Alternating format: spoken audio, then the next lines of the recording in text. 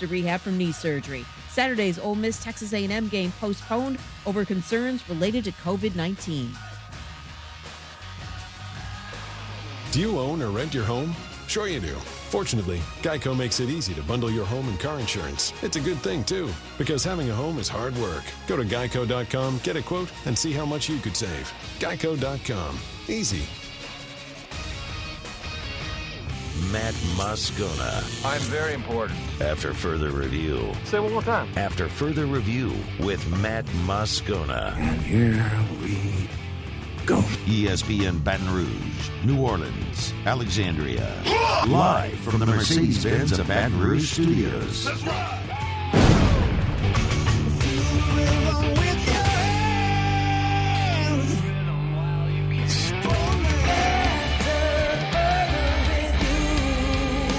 And off we go. Welcome aboard. Glad you're with us. AFR presented by Relief Windows. I'm Matt. This is Shaq O'Neal, and I hate Matt.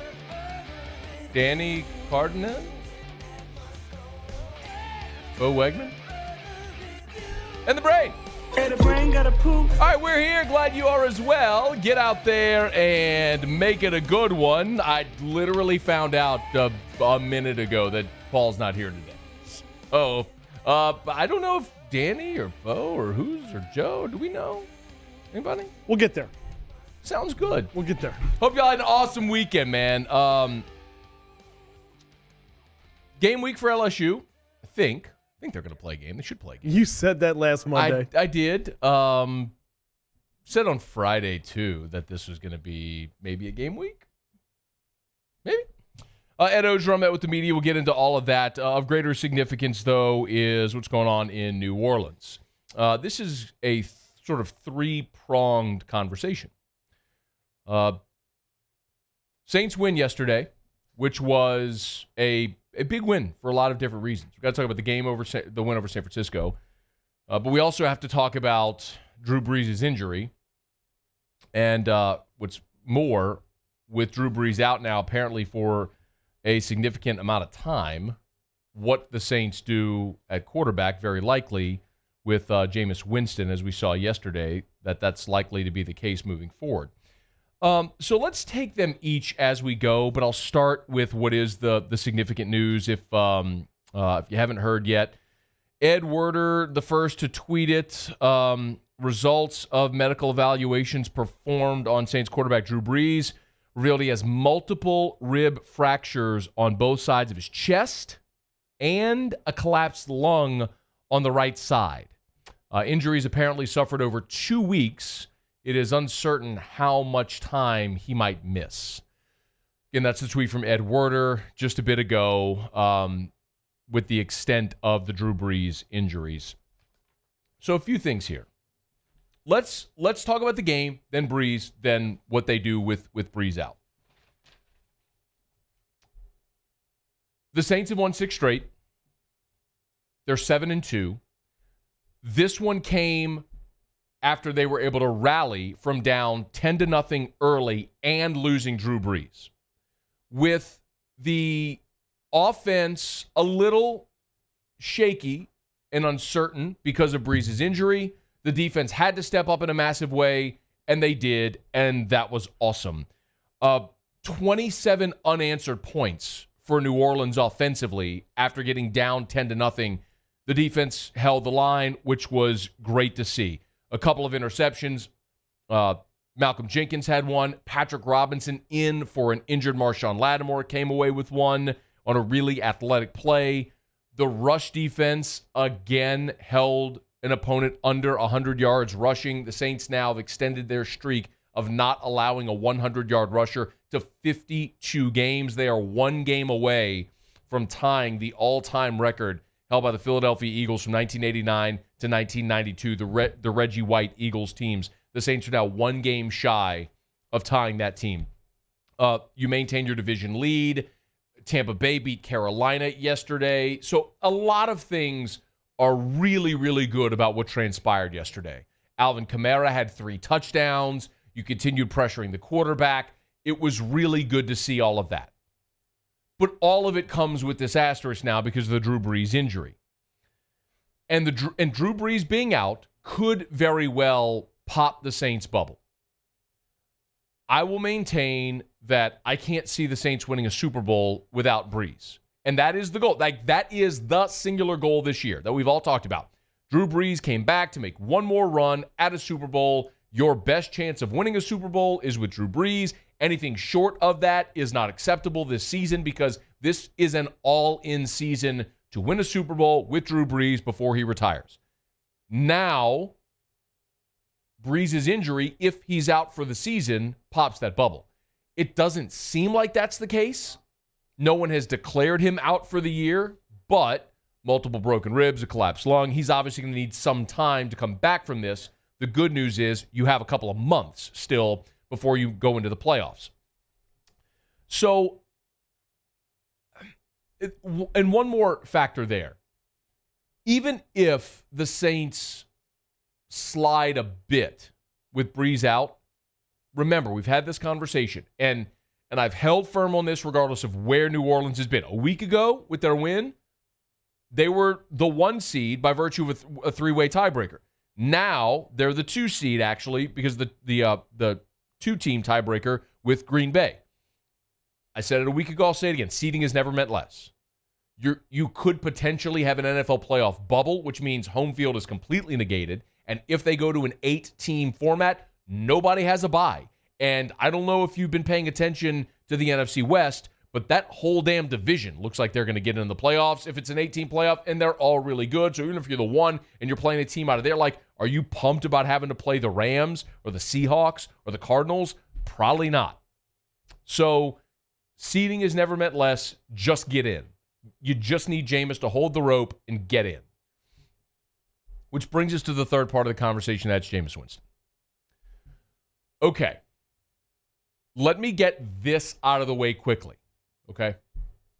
For all of you, when the Saints signed Jameis Winston, and by the way, I was the first guy to say, even before he was released, the Saints should go sign Jameis Winston, and a lot of you pointed the finger and laughed at me, and then they did it, and you're like, oh, damn, Scone got that one. Right. And then all you little nincompoops out there, all you silly willies who said, Taysom Hill's the backup. If Brees goes down, it's going to be Taysom Hill. Clearly, they gave Taysom Hill this big contract, and Taysom Hill's the guy. And all along, I told you they were bringing in Jameis Winston to do exactly what Teddy Bridgewater did. If Brees got hurt, they're not going to rely on the guy that's thrown 7 career passes. They're going to rely on the guy that started 70 games, has a 5,000-yard passing season. Of course, that's your insurance policy. When some of you silly willies didn't want to hear it. So, I told you so. There's my big I told you so. Now, I think with a full week to prepare, Jameis Winston will do fine this week against Atlanta. Full week of getting all the first-team reps, knowing he's going to be the guy. It's a very different dynamic than coming off the bench cold in a game when Brees gets hurt. You get all the reps in practice. You know you're going to be the guy. It helps that it's a divisional opponent. And remember, of course, Jameis was in Tampa, so his whole career he's had to play Atlanta. He knows their personnel. He knows their coaches. He knows their schemes. Now, they know him, and so that does work both ways, but 2 of your next 3 are against Atlanta. So I like that factor right there.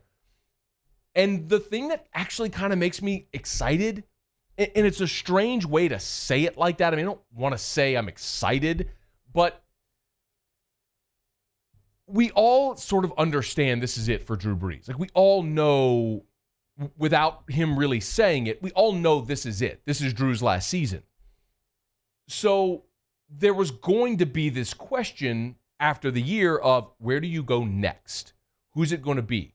Do you try to identify a quarterback in free agency? Do you go the route of the draft? What do? Do you put a Band-Aid on it for a couple of years until the thing collapses and you can draft in the top 5 or whatever? Here's your opportunity. However long Drew's out, this is your opportunity. This is the Jameis Winston test drive.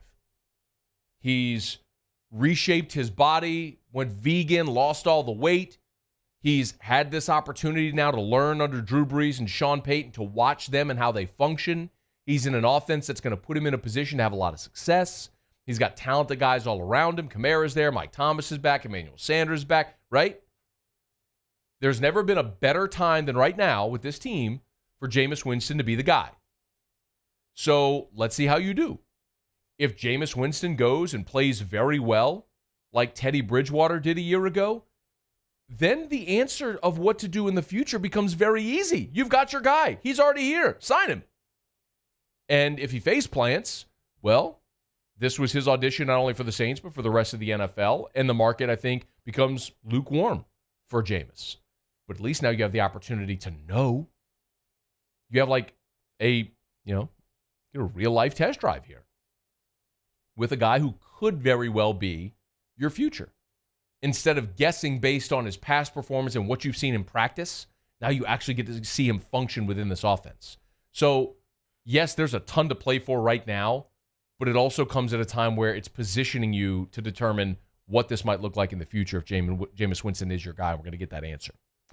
So, Drew Brees, if you're just joining us, you haven't heard, multiple rib fractures on both sides and a collapsed lung. God bless that guy went in there and led the Saints on a 2-minute drive touchdown at the end of the first half with a collapsed lung and fractured ribs. But nonetheless, Saints are 7-2, and they'll move into this week against Atlanta, and we'll follow it all the way along. We will talk in hour 3 with Dr. Brent Bankston, who's going to join us to talk a little bit about the Brees injury, what that means, the recovery time, what type of treatment's available, et cetera. So all of that is coming up throughout the show. The guy who was on the call for Fox yesterday was Am Aggies. He'll be with us in 48 minutes here to start hour 2. And significant news in the college football world is that Will Muschamp was fired this weekend at South Carolina. We will go up to Columbia, South Carolina at the bottom of hour 2, talk to our guy Jay Phillips, who does radio up in Columbia, and he'll fill us in on the latest there with Muschamp, where Carolina goes next. What does Muschamp do next? We'll talk about all that coming up. Glad to have you aboard with us here. It is a Monday edition of AFR presented by Relief Windows. Stick around. AFR. Love telling you about our friends over at Clegg's Nursery. Buy local, shop local at Clegg's Nursery with 4 locations in the greater Baton Rouge area. Siegen near Airline, LA 16 in Denham, Mid-City on Donmore, and the Garden Center on Greenwell Springs. Got awesome news. Was chatting earlier today with Teresa over at Clegg's, and they sort of just leapfrog straight from Halloween to Christmas. Today, Christmas trees arrived. So they're getting them set up at their Clegg's Nursery locations. If you are ready to go buy that Christmas tree and start decorating for Christmas, Clegg's has got you covered. They've got Christmas trees, and they've got all of your Christmas decor. They've got poinsettias. I still don't know if we say poinsettia or poinsettia. I'm kind of indifferent. You say what you want to say, tomato, all that good stuff. The really pretty flowers that people put up around holiday season, they have them at Clegg's. 4 locations in the greater Baton Rouge area. Buy local, shop local, and tell them Matt sent you in when you go see our friends at Clegg's Nursery. If I built a van, it would do more than haul. It would carry my entire business. I'd make it available in dozens, if not thousands of configurations. It would keep an eye on my fleet. And an eye out for danger. If I built a van, I'd make it available in diesel and gas. And I'd build it right here in South Carolina. Introducing the all-new Sprinter, starting at $33,790. Built in the USA. Mercedes-Benz. Vans. Born to run.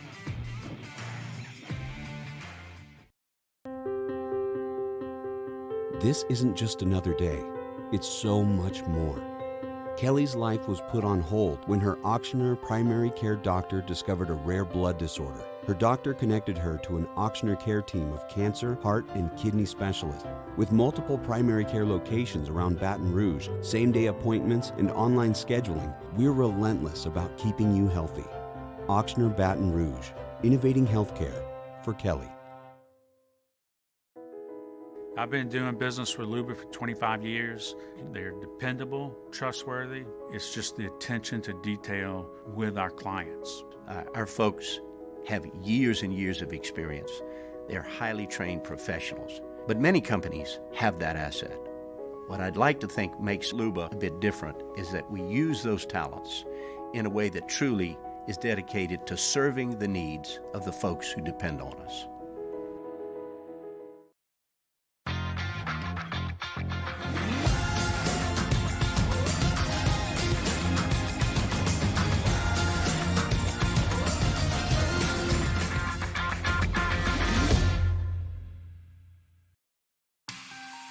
From the makers of Blue Moon comes Light Sky.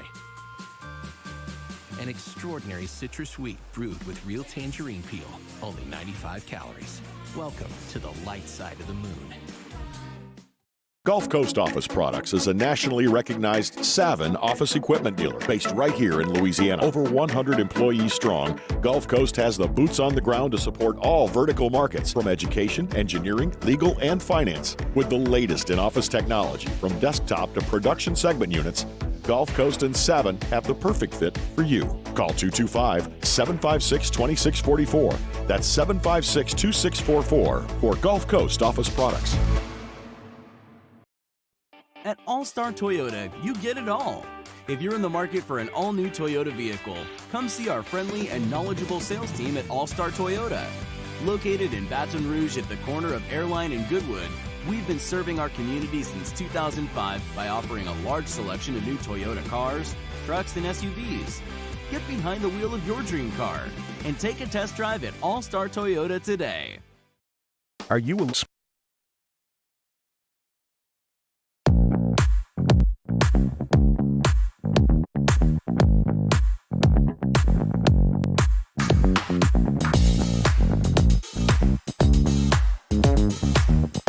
After further review with Matt Moscona, presented by Relief Windows. Windows, doors, siding. Call 288-8138 or visit reliefwindows.com. ESPN Baton Rouge, New Orleans, Alexandria.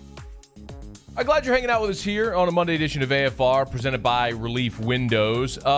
We will, I got a tweet from Stephanie saying, so Matt, so we're just not going to talk about this. And she quote tweeted the USA Today piece about the LSU sexual misconduct complaints and how they've handled it. If you haven't heard that story, we'll get to that at the end of this hour. But candidly, I don't know that I have a ton to add, considering none of the accused were willing to speak.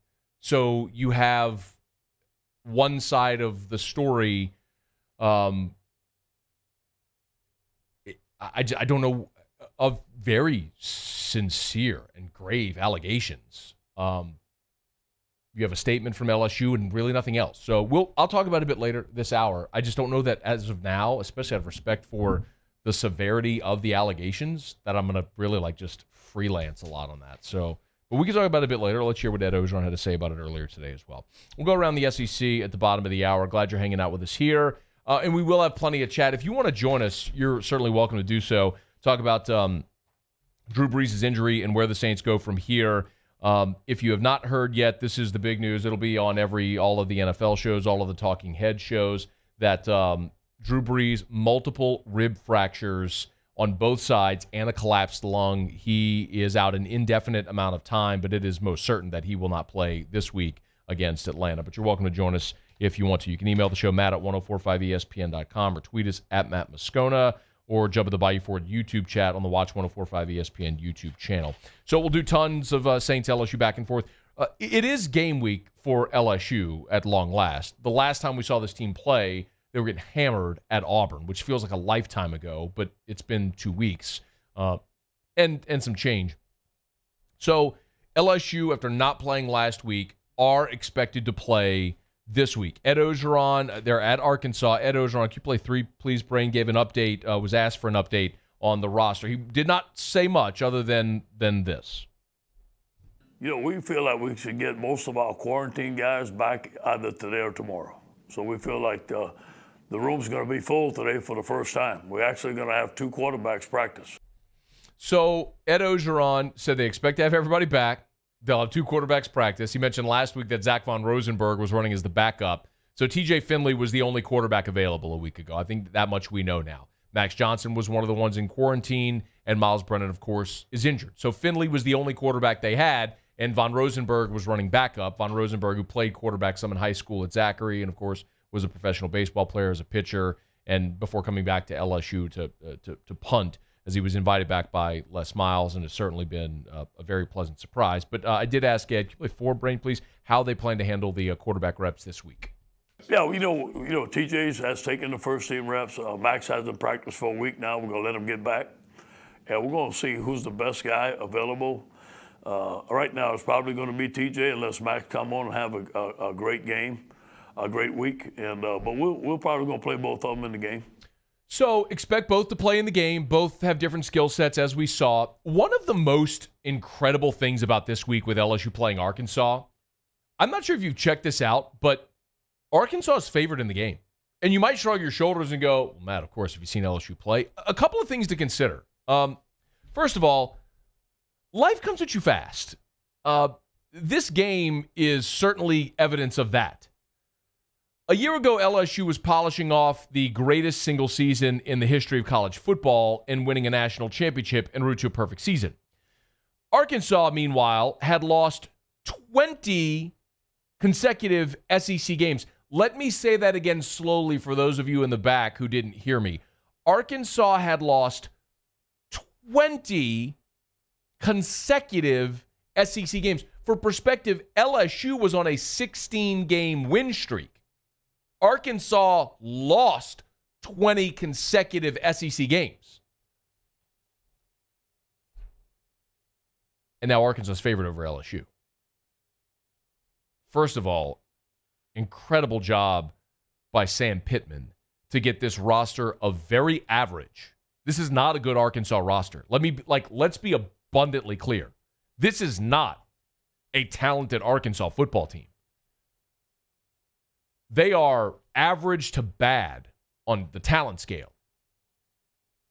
But they are well coached. They play hard. They have lost to the good teams on their schedule, but they have found a way to manipulate their way up the hodgepodge of average to bad in the SEC because the teams they have beaten so far are Tennessee, Ole Miss, Mississippi State. Arkansas is 3-4. This is not a great football team. Now, take this with a grain of salt. I'm not saying Arkansas is not a great football team and having that lend any conversation to LSU. LSU's got its own problems, which we'll talk about.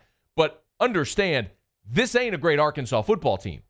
What they've done exceptionally well is win the turnover margin. They're +8 for the season in the turnover margin.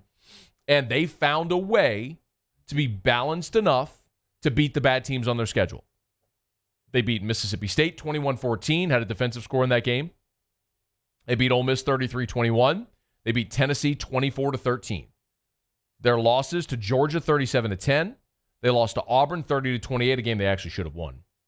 They lost to Texas A&M 42-31, and then this last weekend they lost to Florida 63-35.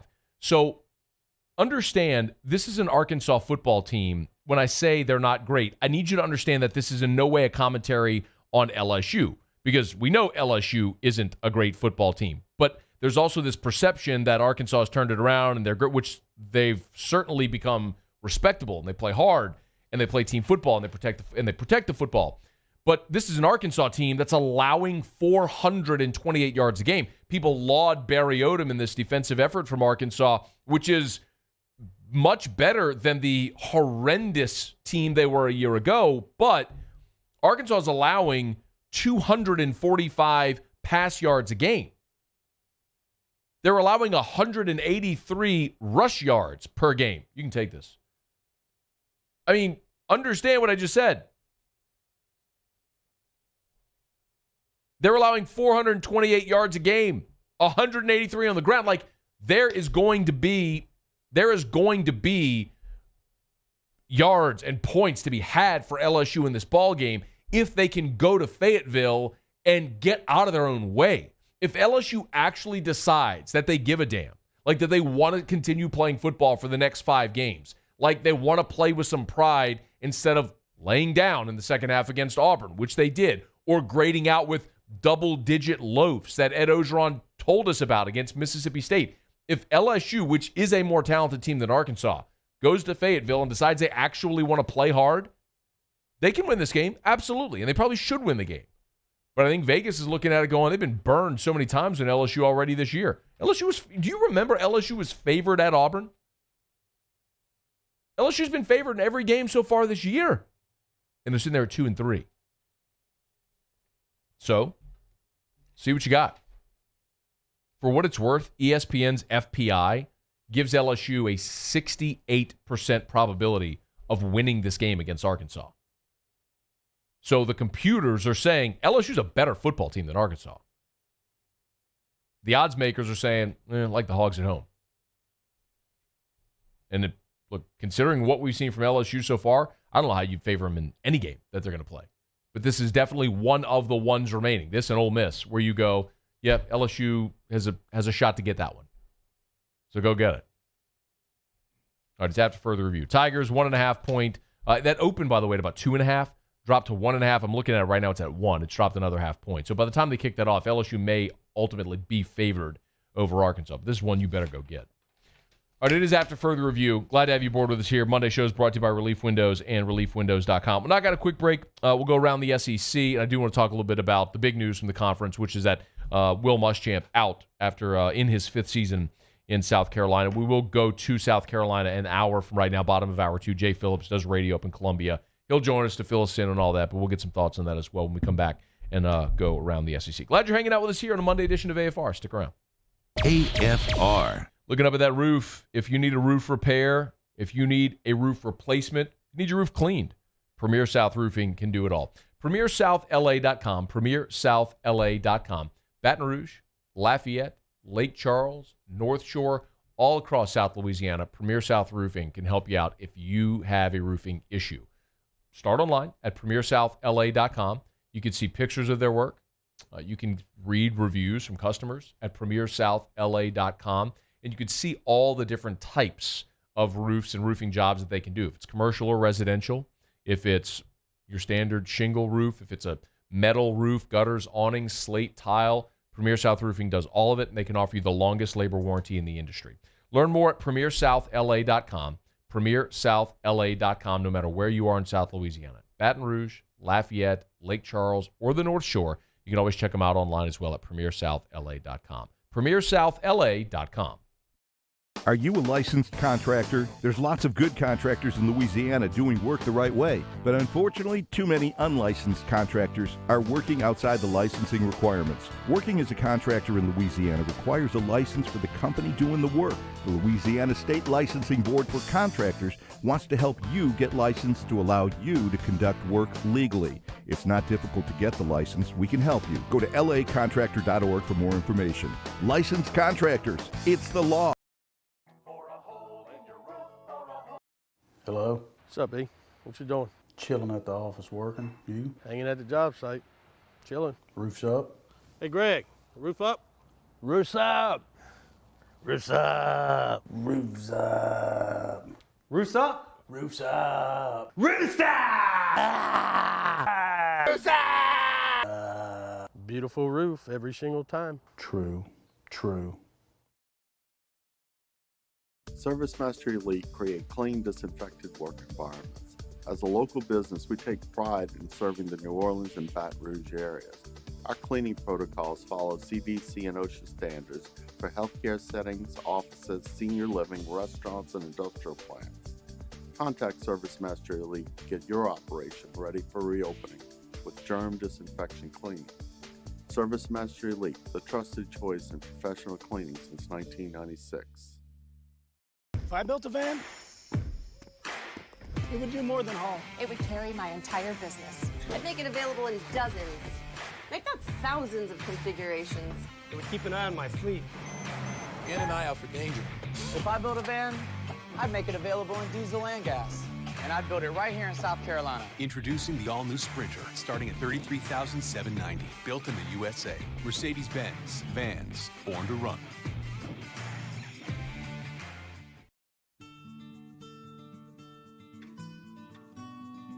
This is a house call. This is a follow-up appointment. This is a diabetes checkup. This isn't just more convenient care, it's more advanced care. This is innovating healthcare at Louisiana's #1 hospital, Auctioner.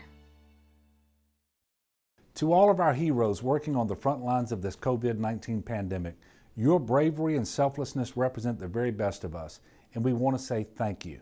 I'm asking everyone around the state to join me in celebrating the heroism of our healthcare professionals on the 19th of every month at 1900 hours, that's 7 p.m.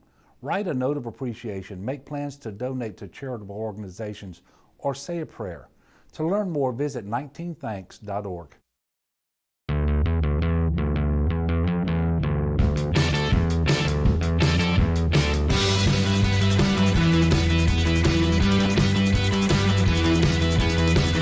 After further review with Matt Moscona, presented by Relief Windows. Windows, doors, siding. Call 288-8138 or visit reliefwindows.com. ESPN Baton Rouge, New Orleans, Alexandria.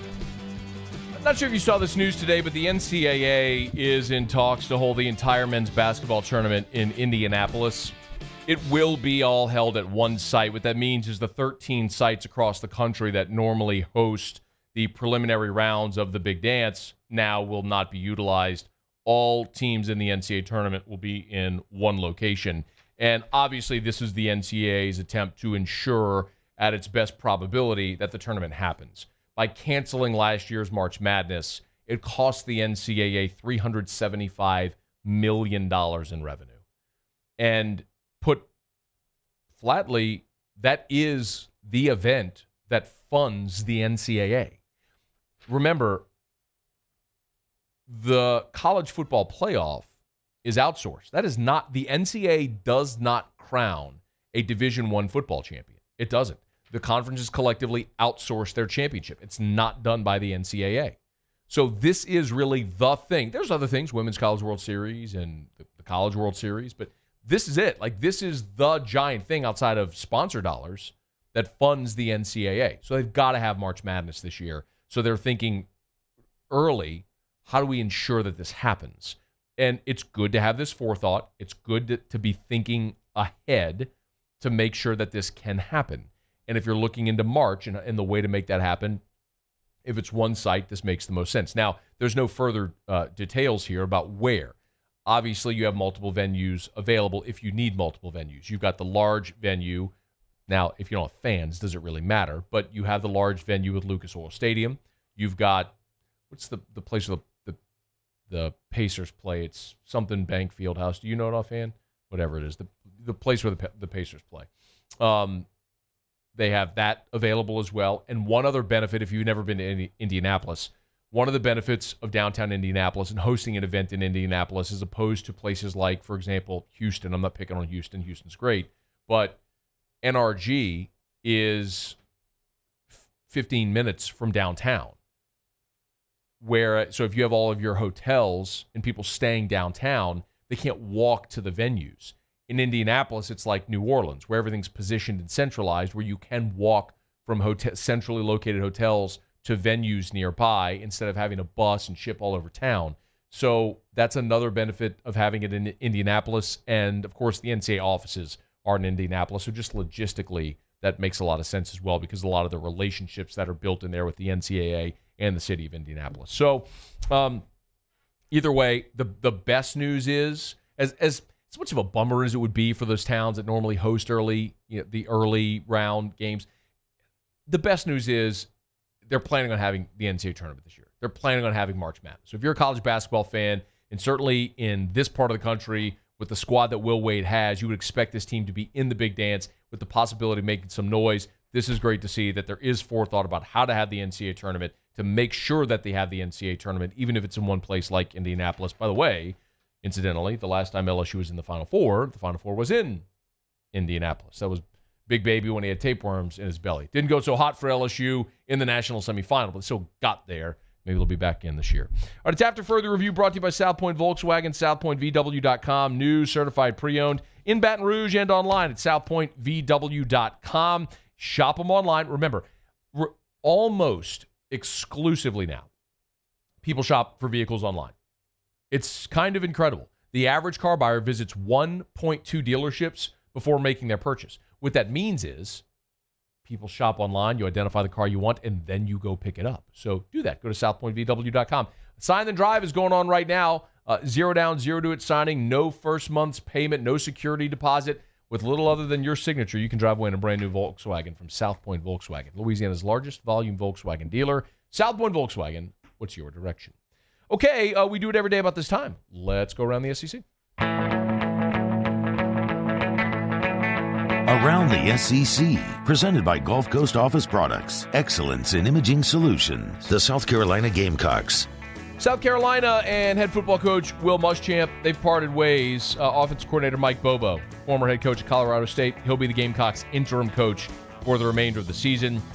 Carolina suffered their third straight loss on Saturday, 59-42 loss at Ole Miss. Muschamp, in his fifth season at Carolina, just 28-30 overall. He was 4-8 a year ago. Started off really good for Will Muschamp. Won more games than any Carolina coach in history through his first three seasons, but they just face-planted thereafter. Muschamp's buyout, $15 million. Some names to consider: Hugh Freeze, Billy Napier, Jamie Chadwell, who's the head coach of Coastal Carolina. They're having just a massive season this year. So some to consider. We'll talk more about this at the bottom of hour 2. The Texas A&M Aggies. The A&M game against Ole Miss, scheduled for Saturday, has been postponed due to COVID-19. A&M already rescheduled its game against Tennessee for the open date of December the 12th, which means the league's going to have to look for other opportunities to play the Ole Miss game, including December the 19th, provided the Aggies aren't in the SEC championship game that day. One other quick note from College Station. Anthony Hines, linebacker, announced that he's declared for the draft. Hines initially opted out in September, but said he was not planning on entering the draft. He has now since changed his mind. He will enter the draft. Hines was A&M's second leading tackler a year ago. The Arkansas Razorbacks. When LSU heads to Fayetteville this weekend, they'll play a Arkansas team without one of its best weapons. Senior wide receiver De'Vion Warren. He'll miss the remainder of the season with a torn ACL, suffered Saturday against Florida. Warren had 4 catches for 100 yards and a score in the win against Mississippi State. Followed it up with 5 catches for 95 yards and 2 scores the following week at Auburn. But this week, obviously, he was injured there with that torn ACL in Gainesville. Warren could return for the Hogs next season, as the NCAA has granted eligibility relief to every player. The Auburn Tigers. And starting linebacker KJ Britt underwent thumb surgery. Friday will mark 6 weeks from that surgery, which initially had a 6-week timeline. But Britt has yet to be cleared. Gus Malzahn says they do expect to have Britt back by the end of the season. If he can't play against Tennessee, Auburn would have 3 games left on the schedule for Britt to participate if he could return. All right, there you have it. That is Around the SEC, presented by Gulf Coast Office Products. Shout out to our guy Trey Beal and our friends at Gulf Coast Office Products online at gcopnet.com, gcopnet.com for Gulf Coast Office Products, with offices in Baton Rouge, New Orleans, Mandeville, and Lafayette. If you are a business owner anywhere in South Louisiana, you can trust our friends at Gulf Coast Office Products. Copier, scanner, fax, all in one. All the office equipment you need. Gulf Coast Office Products.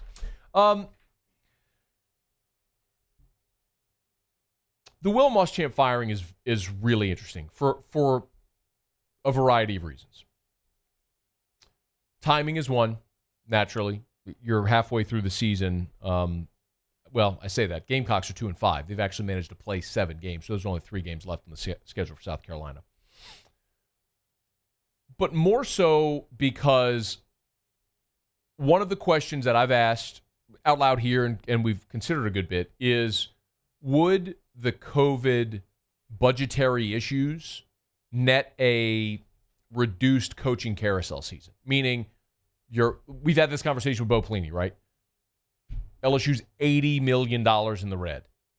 Could you really stomach a $4.6 million buyout for a defensive coordinator? We're starting to get some of those answers. Maybe not with LSU specifically, but Tennessee.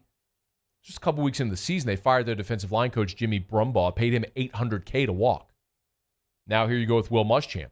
South Carolina's going to pay $15 million for Muschamp to not coach. And then you're going to have to pay a new staff on top of that. So that probably answers one of the big questions. If we were wondering if this might be a sort of toned down, silly season with the coaching carousel, here's the answer. Because ultimately, these athletic directors have to make the decision. Would it cost you more to buy out a contract? Or would it cost you more to retain a coach that's not performing in the long run? Cut bait. It's sort of the answer here. I'll be very interested to see how LSU performs, obviously, over the final 5 games, notably defensively, to see what happens with Bo Pelini. A lot of you have mentioned Will Muschamp possibly joining LSU staff. if I'm Will Muschamp, I don't know why. There's no reason to do that. Now, you could say, well, come on as an analyst. Okay, but if you're going to get a $15 million check here, you have time. That's what you have, the luxury of sitting back and waiting for an opportunity, whatever that may be. If it's as a Power 5 defensive coordinator, if he wants to maybe pursue being a head coach at a lower level, those opportunities will likely be there for Muschamp. But there's no reason for him to be hasty in any decision he makes. What would be best for him is just to chill in a weird COVID year and just wait till everything settles and then make the best decision based on what's available. That might even be sitting out for a year.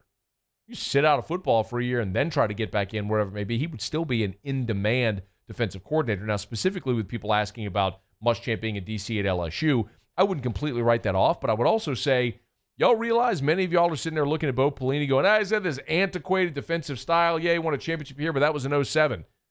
So you want to replace him with the guy who was the defensive coordinator before him? What are we talking about here?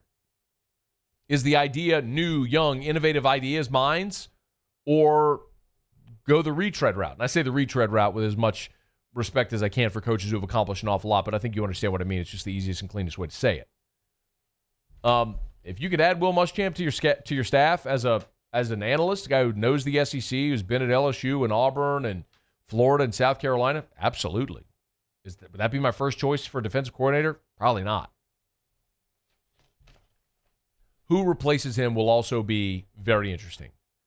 Because as we have talked about, with the SEC becoming far more offensive in nature, the point I made over and over again is look at the head coaches. Ole Miss fires Matt Luke, an offensive line coach who had Rich Rod running his offense, and brings in Lane Kiffin. They're scoring 50 a game.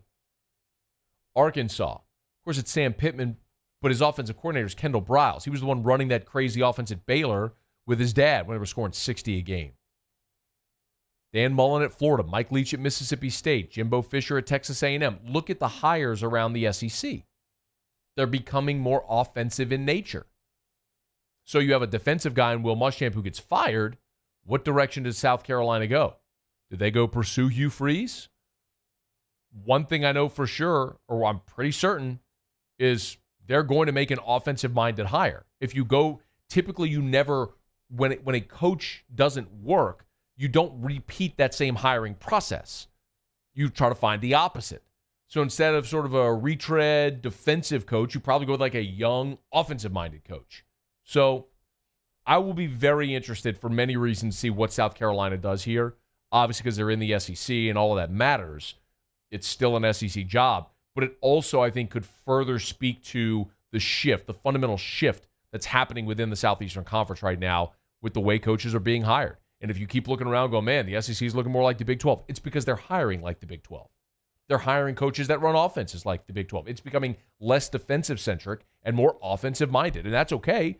It's how this shift is happening in college football, in football as a whole. It's happening at the high school level. It's happening in the NFL. Your last two MVPs, Lamar Jackson, Patrick Mahomes, those aren't your traditional, prototypical pro-style passers, but those are the guys who are dominating the league. Russell Wilson, look what he's doing right now. I mean, it's just obvious where it's happening. I think South Carolina's probably going to go that direction as well.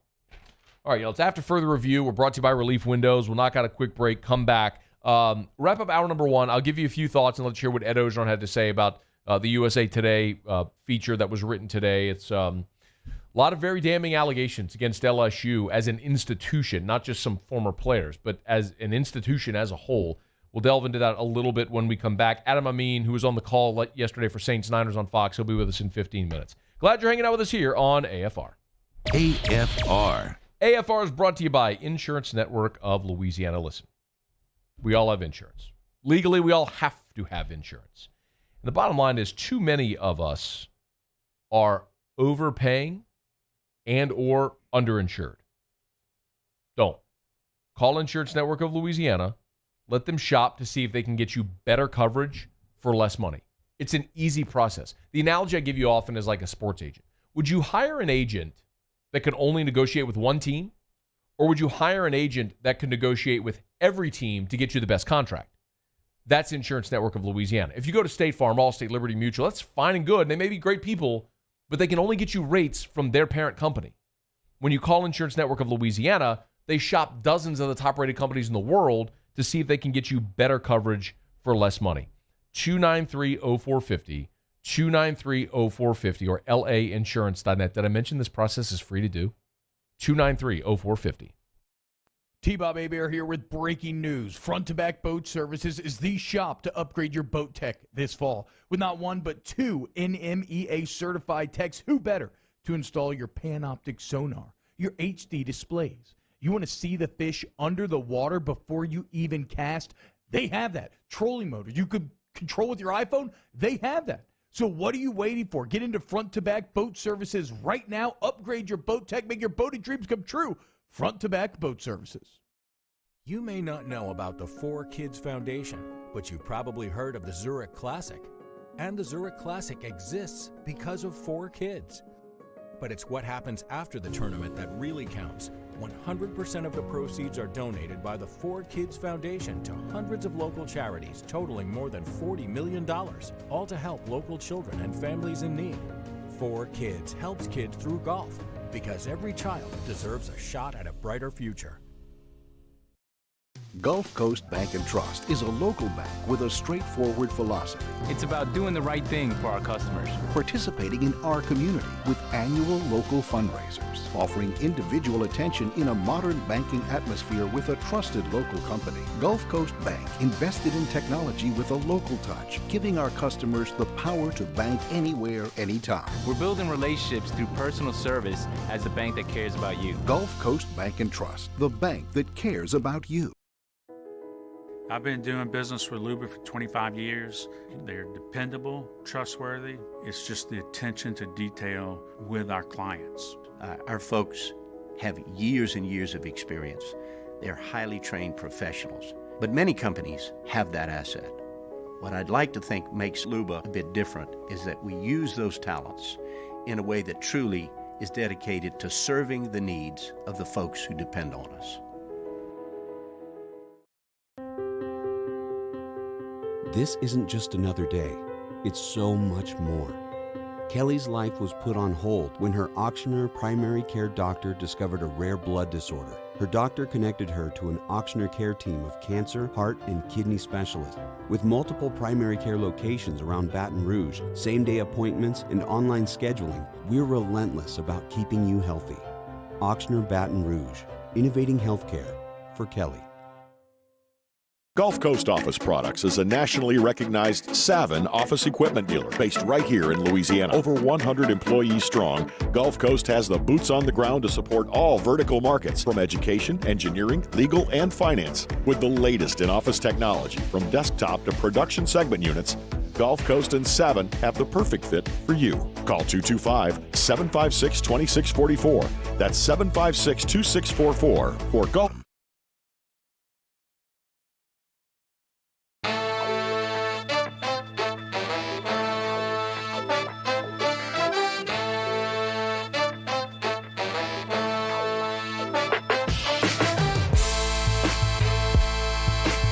After further review with Matt Moscona, presented by Relief Windows. Windows, doors, siding. Call 288-8138 or visit reliefwindows.com. ESPN Baton Rouge, New Orleans, Alexandria.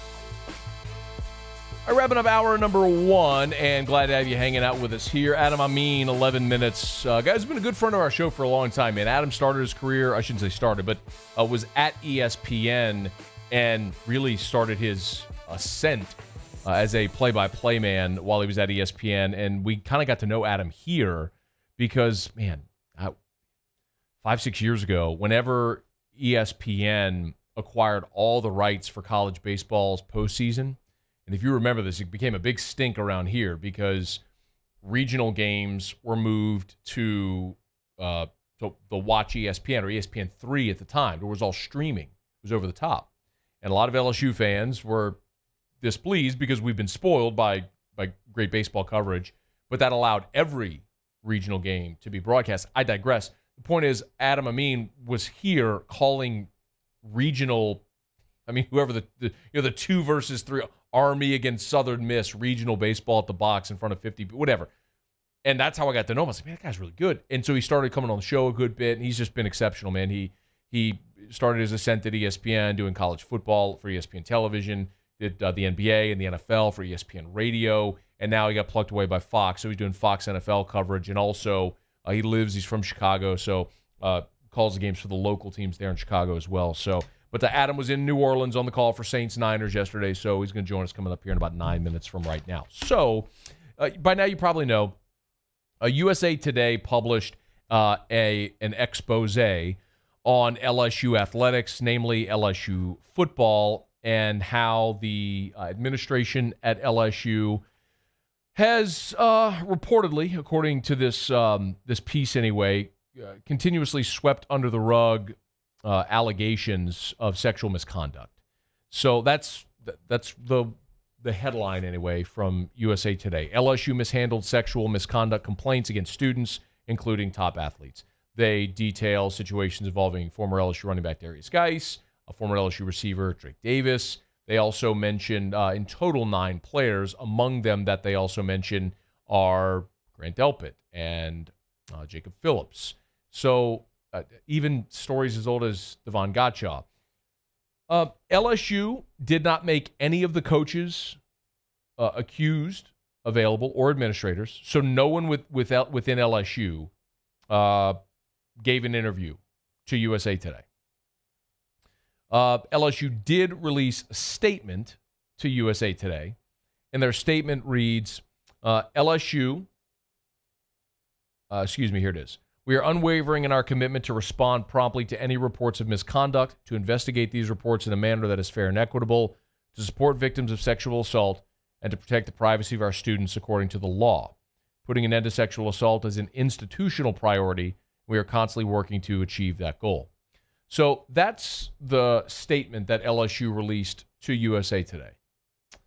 Ed Ogeron today, when he met with the media, began his weekly press conference with this statement. Before we start, I'd like to address the USA Today article that came out. First, I want to say that we need to support and protect victims of violence, sexual abuse of any kind. There is no place in our society, nor on this campus or on our football program, for any behavior of this type. When accusations are made, we have a legal and moral obligation to report every allegation to the university's Title IX office so due process can be implemented. I have in the past and will continue to take appropriate action and comply with reporting protocols. I have confidence today that the university is working to address our policies and processes when allegations arise. That is all I'm going to say at this time. Ed did not answer follow-up questions regarding this report, and I don't blame him, quite honestly. And there was someone on Twitter who asked if her name was Stephanie Bays, who said, so we're just not going to talk about this, and she quote tweeted the article. So here's where I stand with stories like this.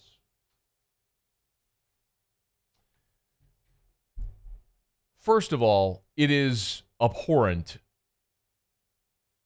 if these allegations are true. Sexual assault is abhorrent, completely intolerable, and if LSU was in fact covering up any of this, anybody who was part of that should be terminated. There can be zero tolerance for that. And I think every right-minded human listening right now would agree. The other part of this story is that we do live in a society, and these claims are, by the way, legal in nature. We do live in a society where you are innocent until proven guilty, and the burden of proof falls on the accuser.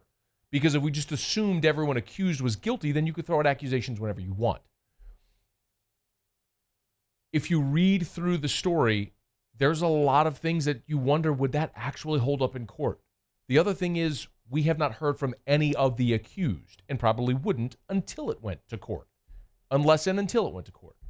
So I don't know that, for me, it's worth commenting on anything therein, because there's a whole side of the story none of us have heard. I've had off-the-record conversations about this plenty. The thing I will say is that if these allegations are true, everyone involved absolutely should be held accountable.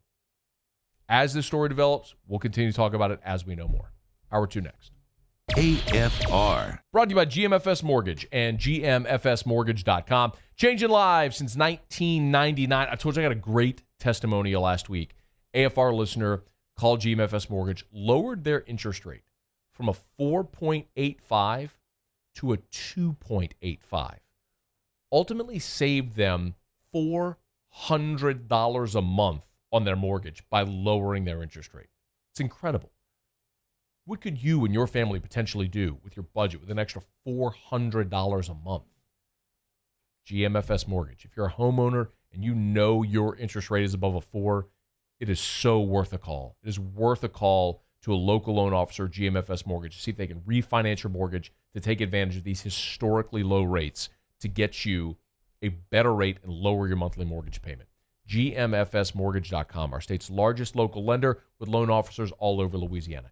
GMFS Mortgage, changing lives. I've been doing business with Luba for 25 years. They're dependable, trustworthy. It's just the attention to detail with our clients. Our folks have years and years of experience. They're highly trained professionals, but many companies have that asset.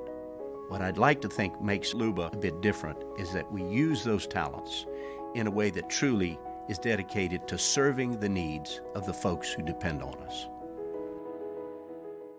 If I built a van, it would do more than haul. It would carry my entire business. I'd make it available in dozens, make not thousands of configurations. It would keep an eye on my fleet. And an eye out for danger. If I built a van, I'd make it available in diesel and gas. And I'd build it right here in South Carolina. Introducing the all-new Sprinter, starting at $33,790. Built in the USA. Mercedes-Benz. Vans. Born to run. Gulf Coast Bank & Trust is a local bank with a straightforward philosophy. It's about doing the right thing for our customers. Participating in our community with annual local fundraisers, offering individual attention in a modern banking atmosphere with a trusted local company. Gulf Coast Bank invested in technology with a local touch, giving our customers the power to bank anywhere, anytime. We're building relationships through personal service as the bank that cares about you. Gulf Coast Bank & Trust, the bank that cares about you.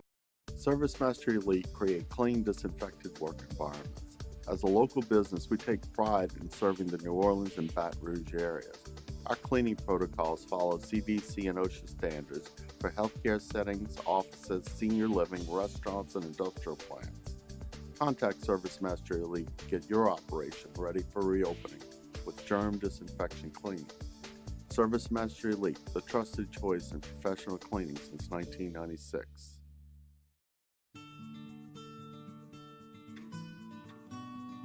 This is a house call.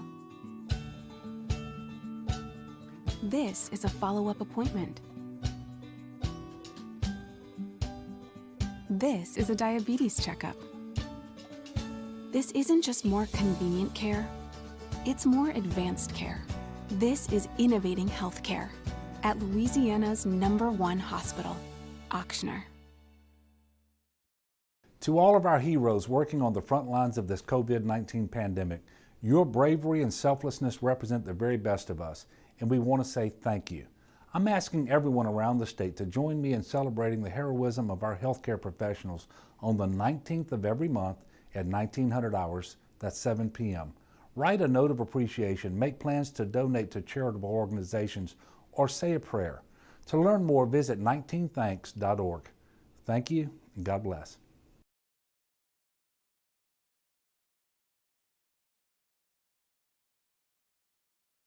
Callahan Injury Lawyers. This is SportsCenter. I'm Christine Lisi, developing story from ESPN's Ed Werder. Medical tests reveal Saints quarterback Drew Brees has multiple rib fractures on both sides of his chest and a collapsed lung on the right side. Brees unsure how much time he might miss. Doctors have cautioned him to be especially cautious with the damage to his lung. In the first big move of the NBA's after the NBA's trade window opened, ESPN's Adrian Wojnarowski reporting the Suns agreed in principle on a deal to acquire Thunder guard Chris Paul. The package heading to OKC includes Ricky Rubio and Kelly Oubre, plus a 2022 first first-round pick. The trade makes Phoenix a real factor in the West, explains Woj. The Suns, who played great in the bubble this summer with Monty Williams, Chris Paul, this is the first time in a very long time Robert Sarver has had this kind of leadership with this organization. And Chris Paul gets a chance to be with a young team with very much of an upward trajectory in the Western Conference. The NCAA is in talks with Indianapolis to be the host city for the entire 2021 men's basketball tournament. The NCAA wants one geographic location because of risks associated with the pandemic. Think O'Reilly Auto Parts for all of your car care needs. We're close, convenient, and known for our guaranteed everyday low prices and excellent customer service from professional parts people you can trust. Stop by your local O'Reilly Auto Parts today. O'Reilly Auto Parts. Better parts, better prices every day. Matt Moscona. I'm very important. After further review. Say it one more time. After further review with Matt Moscona. And here we go. ESPN Baton Rouge, New Orleans, Alexandria. Live from the Mercedes-Benz of Baton Rouge studios. That's right.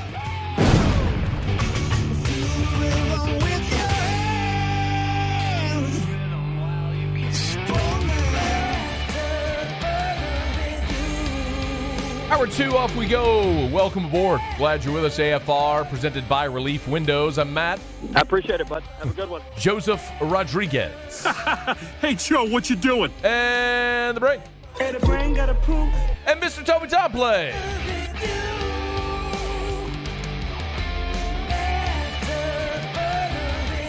All right, we're here. Glad you are as well. Hope you had a good weekend.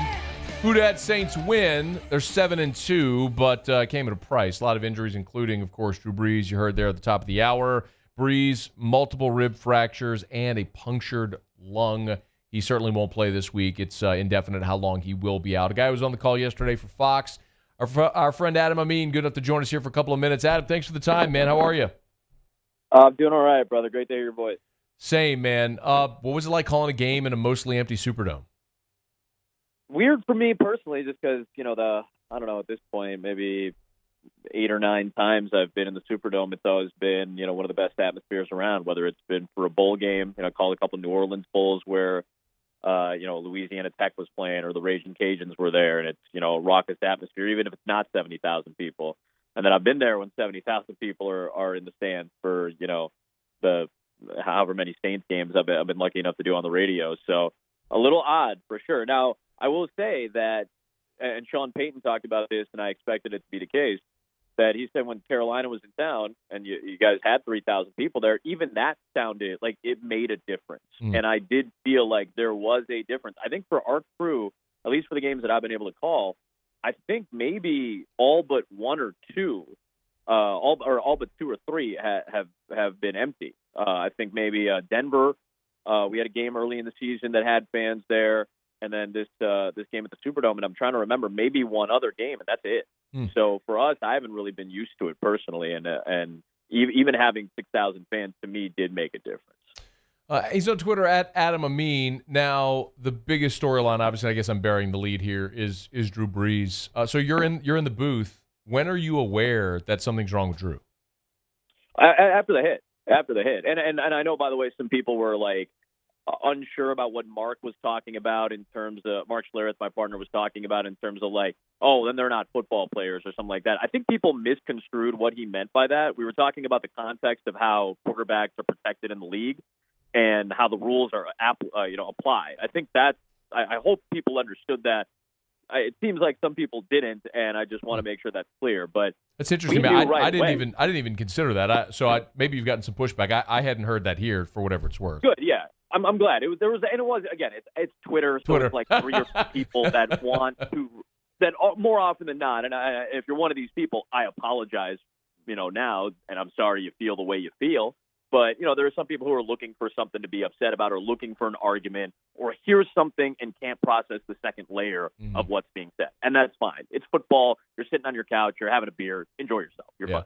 But we knew. I knew it right away. Mark knew it right away. I had Mina Kimes, who's, a good friend of mine, obviously excellent NFL analyst on NFL Live.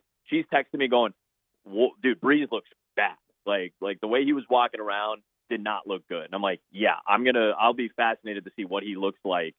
We said it actually coming back from the next break or the next time New Orleans had the ball. Because remember, Drew finished out the half. Yeah. So I think the final drive before we came back, I think we said something along the lines of, I'll be curious what Drew Brees is going to look like coming out again, because we showed the hit one more time from Street. So we knew right away. We showed it a couple of times, obviously, as the game went on, but it was clear-cut. That was it. It was clear-cut that he wasn't. He was a little worse for the wear after that hit. I'm shocked that he was able to play, considering what we've learned in terms of a prognosis now. And I think Mark said it too. Like, you get into halftime, you get checked out, the adrenaline starts to wear off a little bit, and then you come out for the second half, and you're like, I can't do it. I can't do it. What was your impression of watching Jameis Winston for a half? I think what's been his MO, and again, it's strange for me to think about this, because as Saints fans, this is really the first time you've watched him throw like meaningful passes, right? This is the first.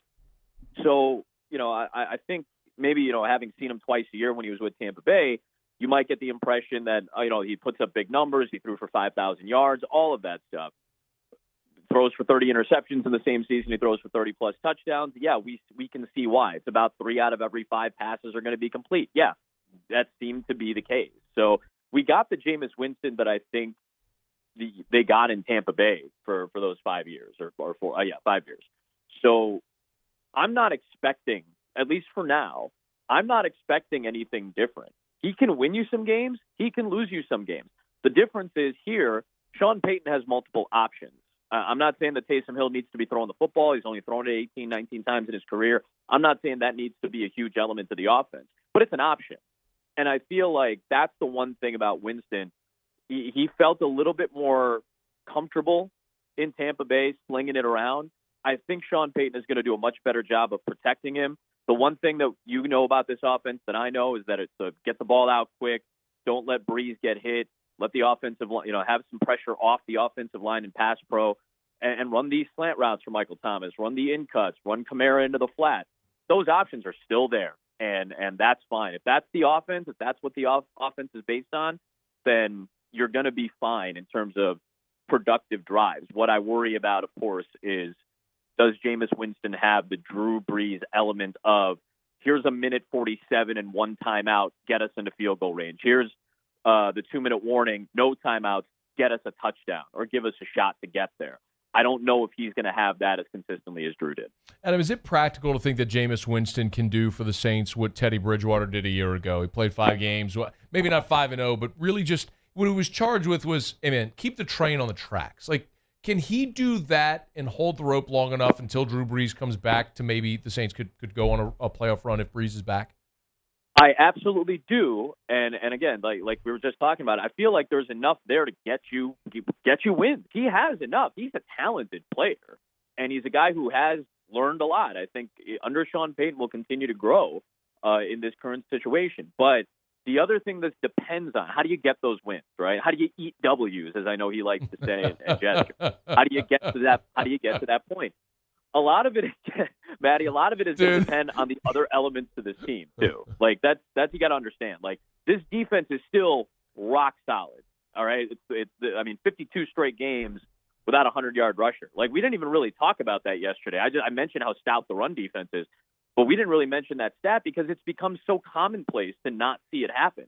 Samaje Perine in 2017, the last guy to do it against this team. So I just feel like the other elements of this team, you can't give away possessions like they did yesterday in special teams. Can't do that. But if the defense plays the way it did yesterday against some good opponents coming up, Atlanta's playing better under Raheem Morris. I feel like this is still a team that can win games with Jameis Winston. You might have a little bit more of a workload or a little bit more pressure on the other facets of the game. That doesn't mean you can't get wins with Jameis playing a quarterback. And Adam Amin for a couple more minutes was on the call yesterday for Fox. He's on Twitter at Adam Amin. Where do the Saints rank in the NFC without Drew Brees? All right, let's do a quick kind of run Okay. through. I think Green Bay is probably your best looking team right now. Just based, I still think the Saints are the best team with Drew Brees, just in the current sets because of what Seattle's lost 3 or 4. I don't have full faith and confidence in Green Bay's defense on a consistent basis. They've been scattered over the course of the year. But right now, if we're giving the Sans Drew Brees, I think it's Packers, Seahawks, Saints. It's not that much of a difference. It really isn't that much of a difference. And you're still obviously in a great position because I still think you're the three best teams in the NFC.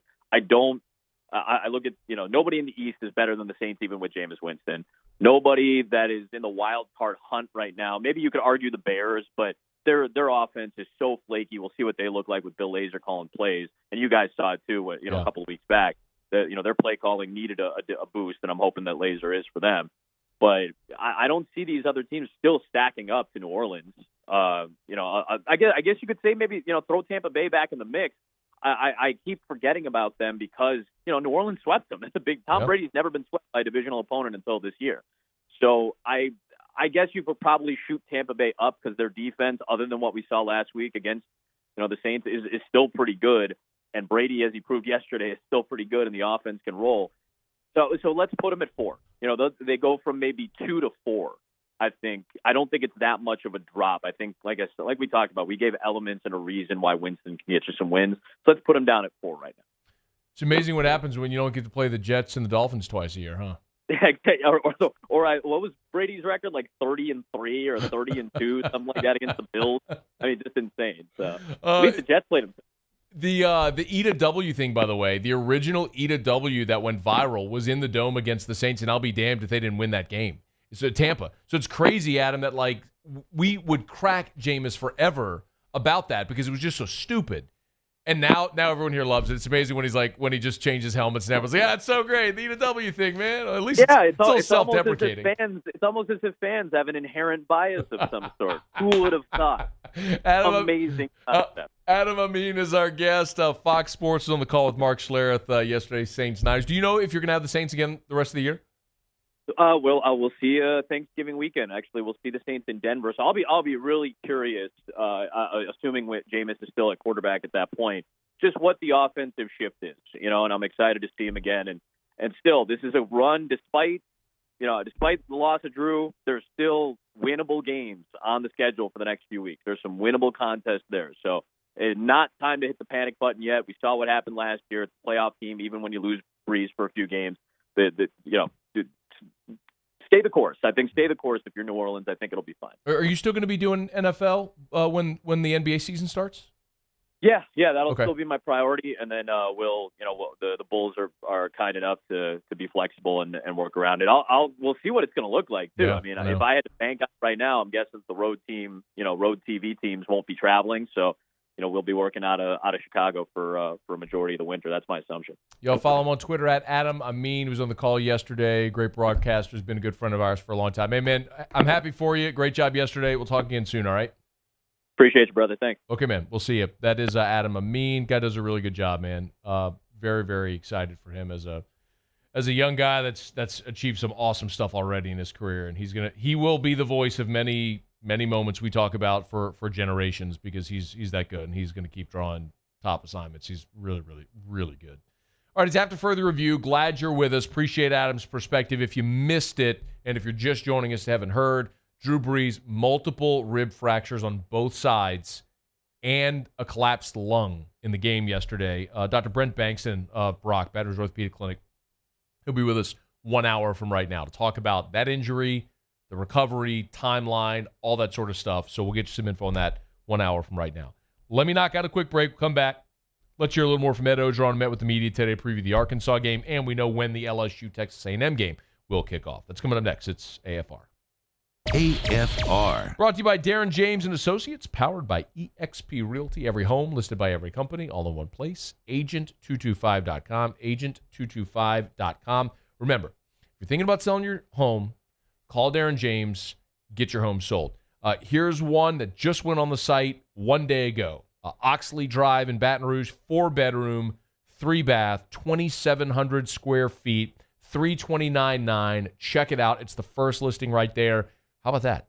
List your home with Darren James, and your listing could be getting priority mention on a radio ad. How many other realtors do that? Right. There's a reason Darren sells more homes than anyone. Darren markets his property, your home, unlike any other realtor. The average realtor spends a couple $100 a month in marketing. Darren and his team spend thousands of dollars every single month marketing their properties, your home, to get them sold for top dollar. If you need to sell your home, call Darren James and get your home sold. Think real estate, think Darren James. $10,000 off MSRP on a new 2020 Ford F-150 XLT. Buy a new one for less than a used one. All new Bayou Ford vehicles come with a 1 million mile powertrain warranty. And with Bayou to You, free delivery right to your door. The crew at Bayou Ford is going to do right by you.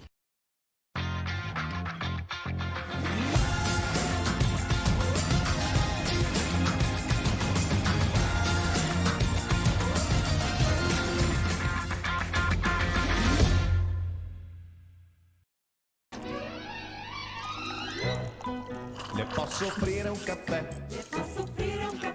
Andiamo insieme da me, non c'è. Call Mr. Electric today for electrical repairs, upgrades, and installations. You may not know about the 4Kids Foundation, but you've probably heard of the Zurich Classic. And the Zurich Classic exists because of 4Kids.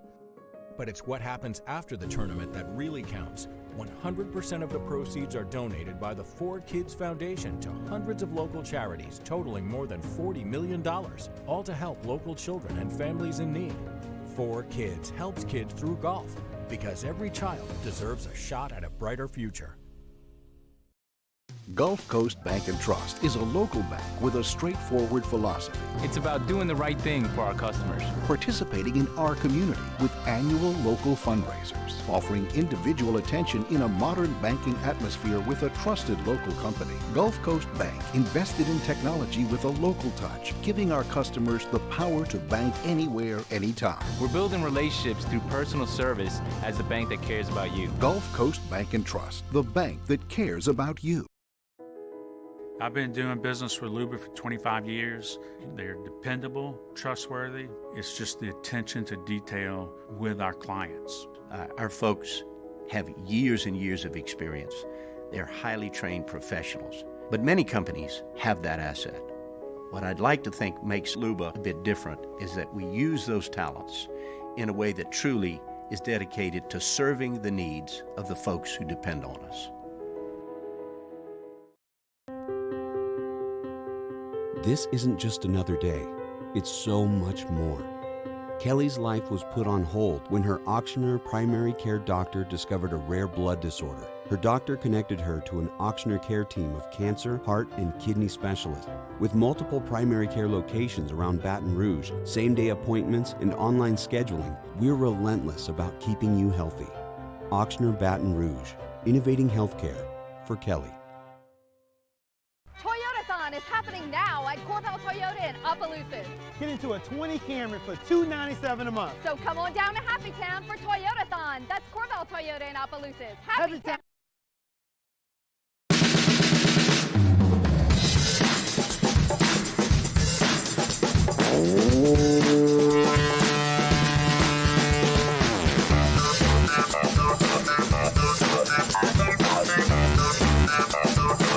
After further review with Matt Moscona, presented by Relief Windows. Windows, doors, siding. Call 288-8138 or visit reliefwindows.com. ESPN Baton Rouge, New Orleans, Alexandria. Found out today, kickoff time for LSU Texas A&M a week from Saturday. It'll be in College Station. LSU at A&M, 6 o'clock Central on ESPN. So Tigers and Razorbacks this Saturday get the early window at 11 a.m. on the SEC Network. Next Saturday, LSU at Texas A&M, 6 o'clock Central on ESPN. Remember also with that, A&M had their game this past Saturday against Tennessee, postponed due to COVID. A&M, well, it's not positive test. There was one positive test, and then it was contact tracing, which wiped out half the team, which is the stupidity of contact tracing, but another conversation for another day, and you already know my feeling on it. And also, the SEC has already postponed this week's Texas A&M game against Ole Miss. So, by the time LSU and Texas A&M play a week from Saturday in College Station, A&M will be in the same situation then that LSU is right now, with back-to-back bye weeks, essentially. So they will not have played a game in 3 weeks. Matter of fact, the last time that we saw Texas A&M, they were blowing out South Carolina 48-3, and then boom, pause on everything for 2 weeks, and then they'll play LSU a week from Saturday. So I am going to be – this is one of the really interesting storylines that we followed this football season with respect to COVID-19 and unintended pauses. Right? I mean, LSU's played 5 games right now. Normally, next week is Thanksgiving. That's normally the end of the regular season. LSU's only played 5 games so far. So there's been a lot of downtime, and how teams have dealt with the downtime has been one of the interesting storylines. For example, Florida just had this happen. Florida had back-to-back, unintended open dates before they played Georgia. And so we were wondering how Florida would look after not playing for 2 weeks. And they looked great against Georgia. They blew them out. It started a little slow. Georgia got a 14-0. From that point, Florida rolled. Florida rolled again this past weekend. So against Arkansas, I will be really interested to see what LSU looks like. And there's 2 sides of that coin. You can either be rusty and have it look like a season opener again, or if you're LSU this Saturday, maybe this was a great time to disengage and have Ed Orgeron sort of reprioritize everything for his team. The flip side of it is some teams just don't miss a beat. Look at Wisconsin this past week. Wisconsin played their opener on a Friday night, if you remember. And Mertz, their quarterback, looked really good. And then they didn't play for 3 weeks.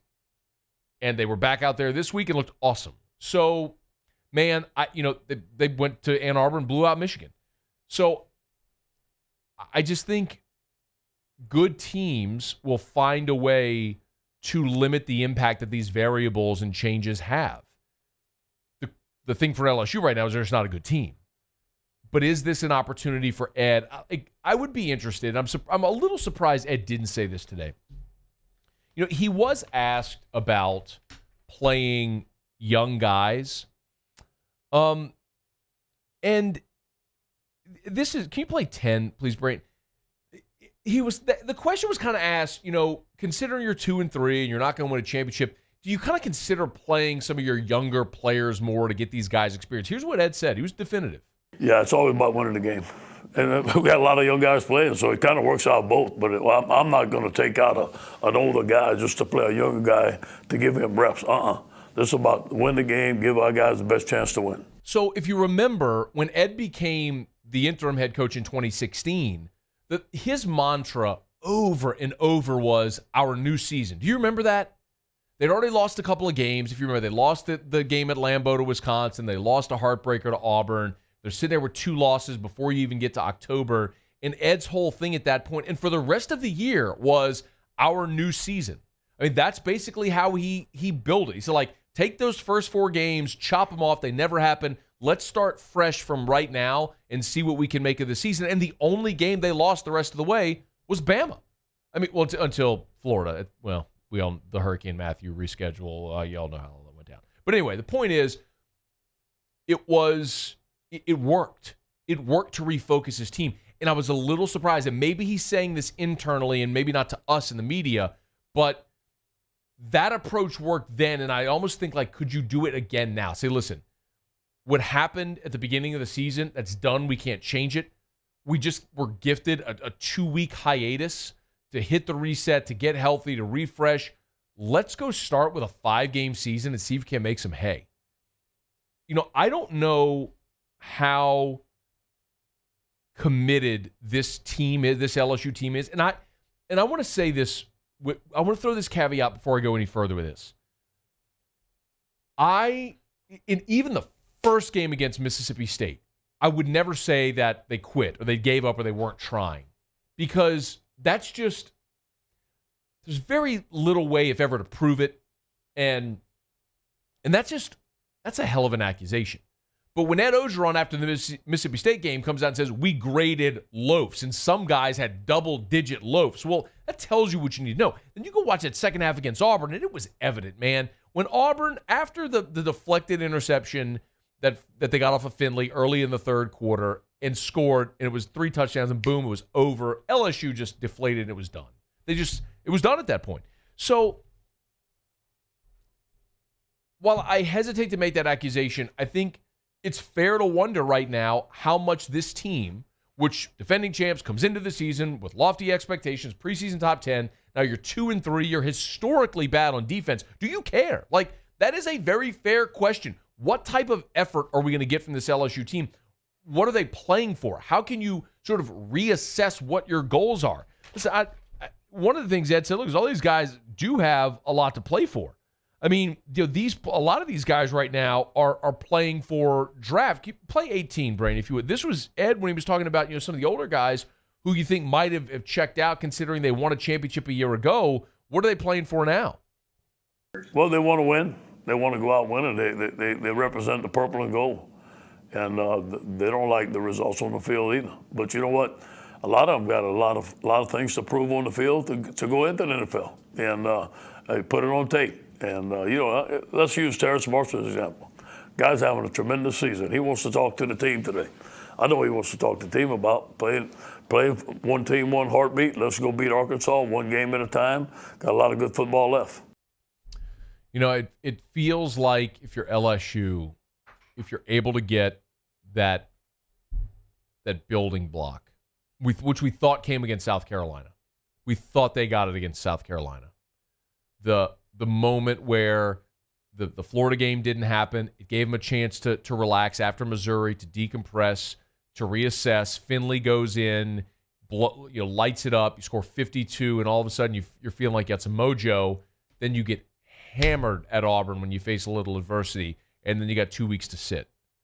So what team are we going to see on Saturday is a fascinating question. By the way, we talked in the last hour, if you missed it, how this game opened with Arkansas as about a 2.5-point favorite. And when we started the show, I'd mentioned that the line had come down about a point.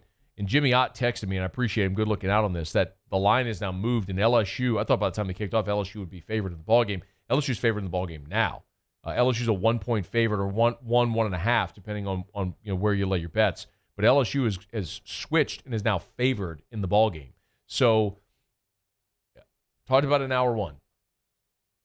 Despite all of our perception, reality of this team, which has not been good, as bad as they are defensively, etc., the other reality is LSU is a more talented football team than Arkansas. That's not even debatable. This is not a talented Arkansas team. They've done a couple of things well.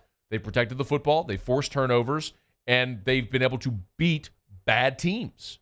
When they've played the better teams on their schedule, they've lost. So if you're LSU, go do you, man. Go out there. See if you can play your best game of the season, get a win, a little bit of a feel good, and see if you can take it on the road next week against Texas A&M, a Texas A&M team that is going to be potentially iced, having sat there for a couple of weeks. All right, so after further review, whenever South Carolina takes the field again, they will not have Will Muschamp with them. Will Muschamp fired in his 5th season at South Carolina. Jay Phillips does our radio up in Columbia, is going to join us next. I want to ask him how all this came about, most notably stomaching the buyout, who might be next there in South Carolina. We'll do that when we come back. Glad to have you hanging out with us here. Stick around. It's AFR. AFR. Brought to you by Carriages in Bocage, carriagesbr.com. Love telling you about Carriages because, man, right now, I love whenever the seasons change, because that is really the best time to go buy Carriages, whenever they start getting in all of the new apparel for that season. So, like right now, man, if you want some like Faraday brand flannel, it's a perfect time to go buy Carriages. Check it out. They had the trunk show this past weekend for so many of the brands that we talk about so often. But right now, Moore & Giles, Billy Reed, they got weekend bags that they have. Even if you want to check out Stenstrom's, shirts, quarter zips, vests, long sleeves, all the different styles and fabrics as well. Check out our friends over at Carriages in Bocage. It's the time. The time is right now to go buy Carriages. Upgrade your fall wardrobe, maybe start shopping for Christmas, for the holiday season. It is a great time to go see our friends at Carriages in Bocage. The best selection, voted by you the best men's clothier in Baton Rouge. It's Carriages in Bocage. Gulf Coast Bank and Trust is giving our customers the power to bank anywhere, anytime during this challenging event. And we're right there with you. Our mobile banking app is a smart way to manage your money and time. Gulf Coast Bank and Trust, the bank that cares about you. If I built a van, it would do more than haul. It would carry my entire business. I'd make it available in dozens. Make that thousands of configurations. It would keep an eye on my fleet. And an eye out for danger. If I build a van, I'd make it available in diesel and gas. And I'd build it right here in South Carolina. Introducing the all-new Sprinter, starting at $33,790. Built in the USA. Mercedes-Benz. Vans. Born to run.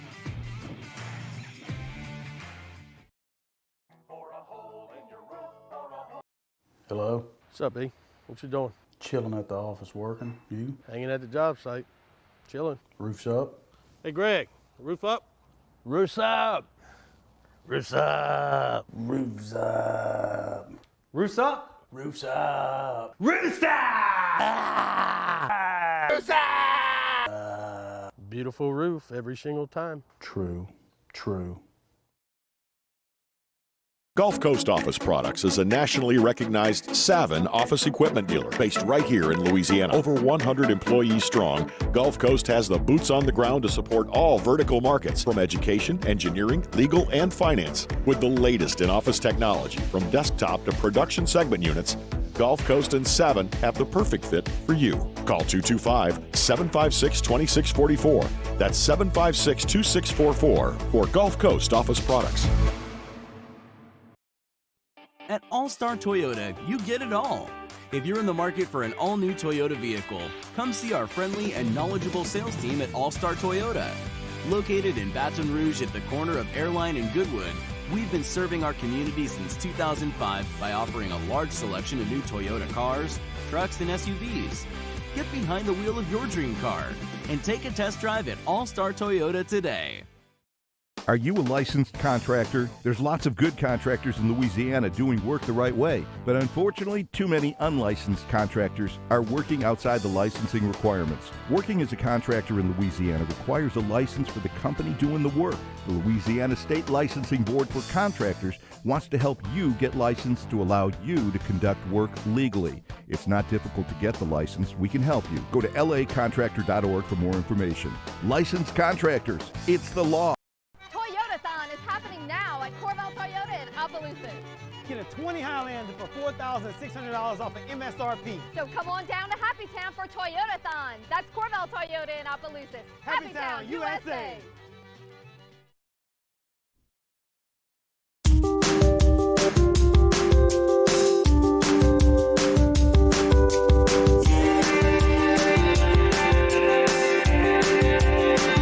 After further review with Matt Moscona, presented by Relief Windows. Windows, doors, siding. Call 288-8138 or visit reliefwindows.com. ESPN Baton Rouge, New Orleans, Alexandria. All right, big news in college football after losing over the weekend to Ole Miss, third straight loss. Will Muschamp fired as the head coach at South Carolina in his fifth season.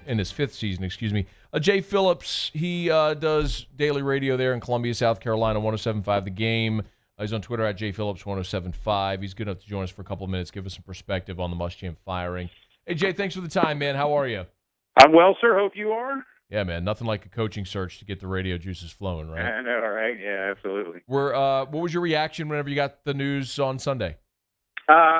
Not surprised, and I'll be honest with you, Matt. Going back to the Monday after the LSU loss for South Carolina, I really felt that at that point this was becoming an untenable situation for Will, and it stems back to last year when South Carolina, after pulling an upset in Athens, did not win again, and lost at home to Appalachian State, a good football team, mind you, but South Carolina shouldn't be losing at home to Appalachian State, throttled by Clemson, throttled by Tennessee, lost by double digits at home the following week after Georgia to Florida. In fact, I did the math on this, and when I do math, it's usually not good for Gamecock football math. in their last 15 total games, that's all of last year's 8 conference games. The conference only I'm talking here. So the 8 last year, the 7 this year. South Carolina's 5-10. Of those 10 losses, 9 are by double digits. Of those 9 double-digit losses, 7 are by at least 17 points, many of them, including the one in Baton Rouge a couple weeks ago, by more. This was a team that was not only getting beat, they were getting beaten badly. And the defense, Will Muschamp's forte, was getting rocked routinely by teams that are either as talented or more talented than them. They just weren't in games. They're not competitive. And you could see the writing on the wall. After LSU, a week off, you think, okay, here comes A&M, only a 6-point underdog at home to the Aggies. Not so bad, right? 48-3.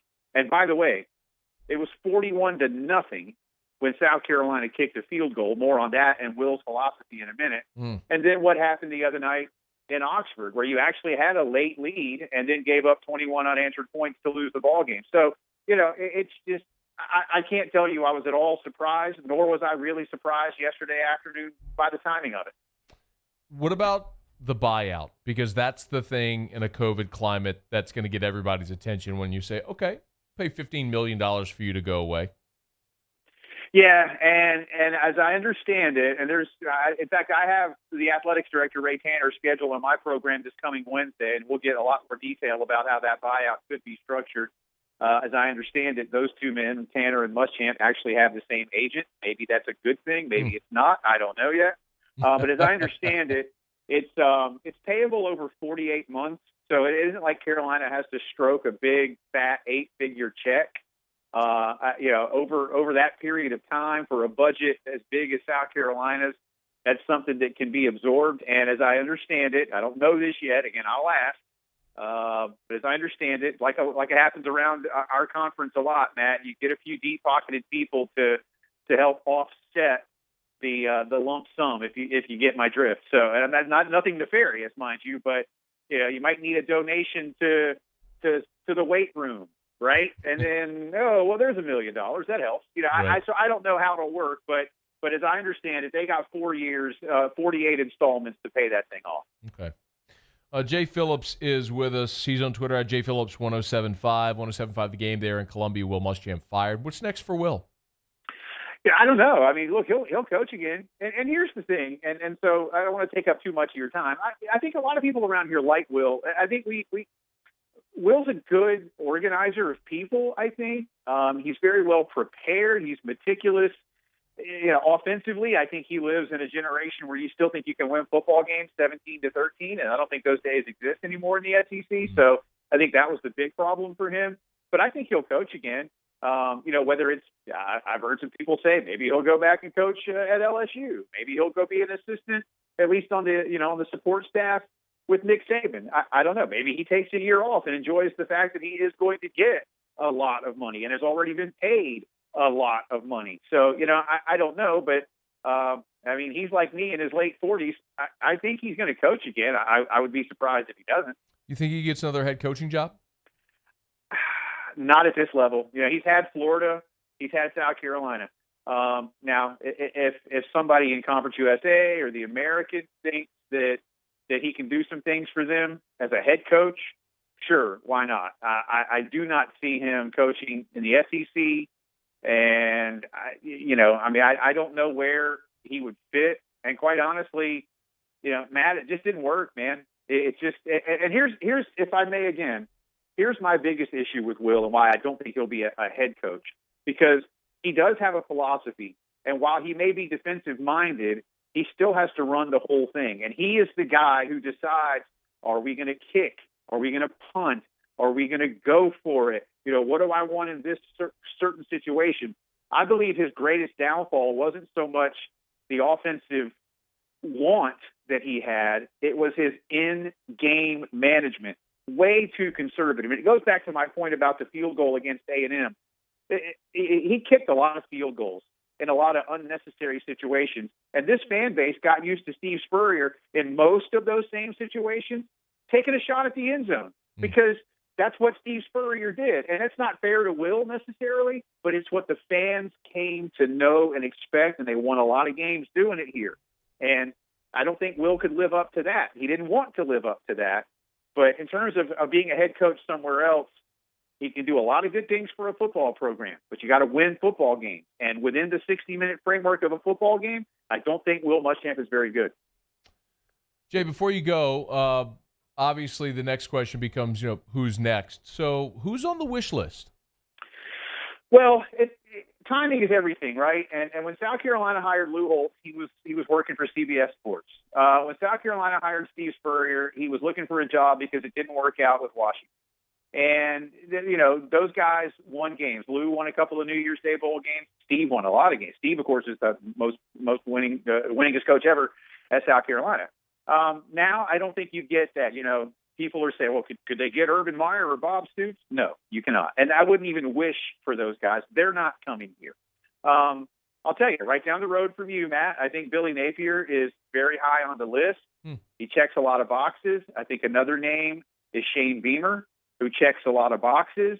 The new president at South Carolina hired Jeff Monken at Army. Now, I don't think South Carolina can win running the triple option in the SEC, but if Monken is somebody the president likes and could at least evolve his own philosophy, I suppose that's a guy for you. Tony Elliott, the offensive coordinator at Clemson. A lot of these men, Monken excluded, but the other three I mentioned have deep ties to the state of South Carolina.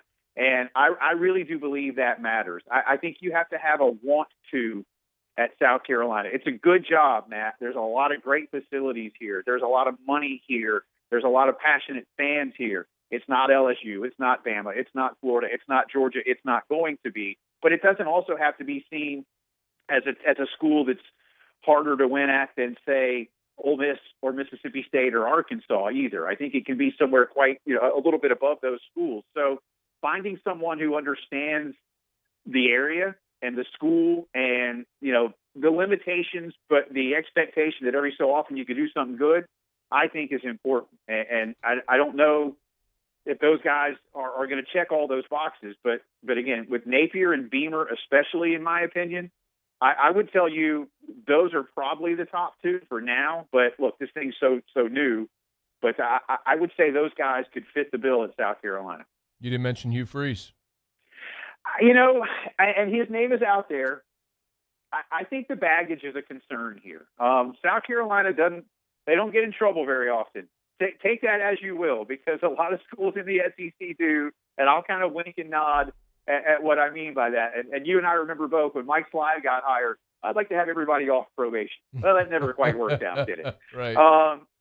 So I think Hugh is being rehabilitated in a lot of ways at Liberty.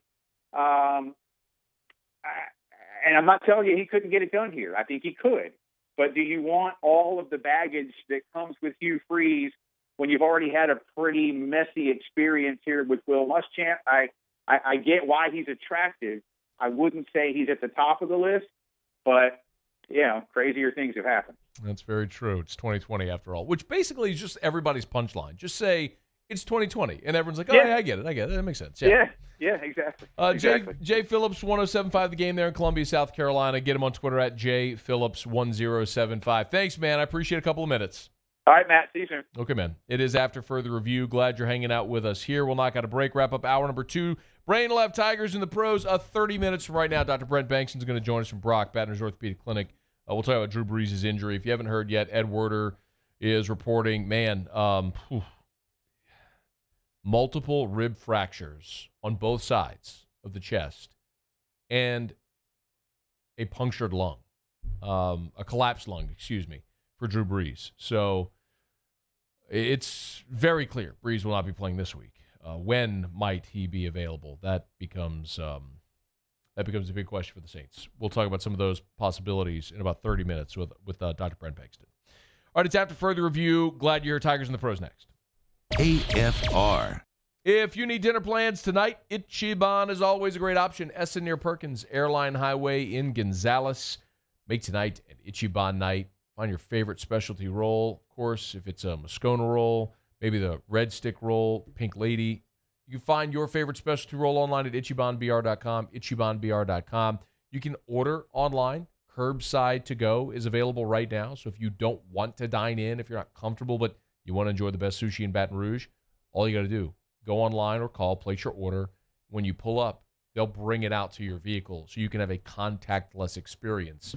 ichibanbr.com. Of course, I got all-weather patio dining at both locations as well, so you can enjoy the best sushi in Baton Rouge and dine outdoors if that would make you more comfortable right now as well. And remember, the new concept from our friends over at Ichiban is Bo-Ru, authentic Japanese ramen in the Electric Depot on Government Street. If you have not tried it yet, try Bo-Ru in Electric Depot on Government Street. During these challenging times, we know your healthcare needs don't stop. Cancer, accidents, injuries, and heart disease are relentless. So we are relentlessly innovating to keep you safe, both virtually and in person, connecting you with providers remotely, advancing clinical spaces, providing rapid and accurate testing, social distancing, and certified cleaning protocols. We are Auctioner, and we will not slow down. Auctioner Health, innovating healthcare. Toyotathon is happening now at Corval Toyota in Opelousas. Get a 20 Highlander for $4,600 off of MSRP. So come on down to Happy Town for Toyotathon. That's Corval Toyota in Opelousas. Happy Town, USA.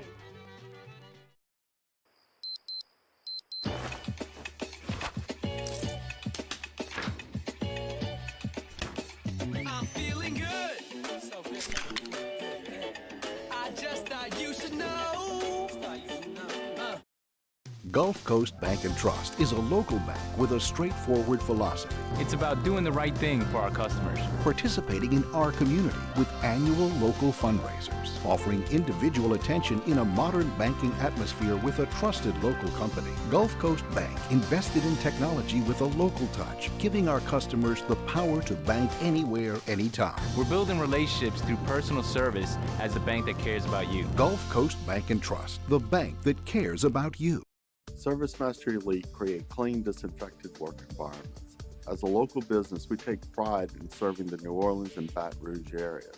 Our cleaning protocols follow CDC and OSHA standards for healthcare settings, offices, senior living, restaurants, and industrial plants. Contact ServiceMaster Elite to get your operation ready for reopening with germ disinfection cleaning.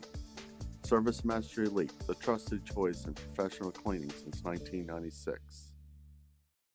To all of our heroes working on the front lines of this COVID-19 pandemic, your bravery and selflessness represent the very best of us, and we want to say thank you. I'm asking everyone around the state to join me in celebrating the heroism of our healthcare professionals on the 19th of every month at 1900 hours, that's 7 p.m. Write a note of appreciation, make plans to donate to charitable organizations, or say a prayer. To learn more, visit 19thanks.org. Thank you, and God bless. If I built a van, it would do more than haul. It would carry my entire business. I'd make it available in dozens, make not thousands of configurations. It would keep an eye on my fleet. And an eye out for danger. If I built a van, I'd make it available in diesel and gas. And I'd build it right here in South Carolina. Introducing the all-new Sprinter, starting at $33,790. Built in the USA. Mercedes-Benz. Vans. Born to Rouge.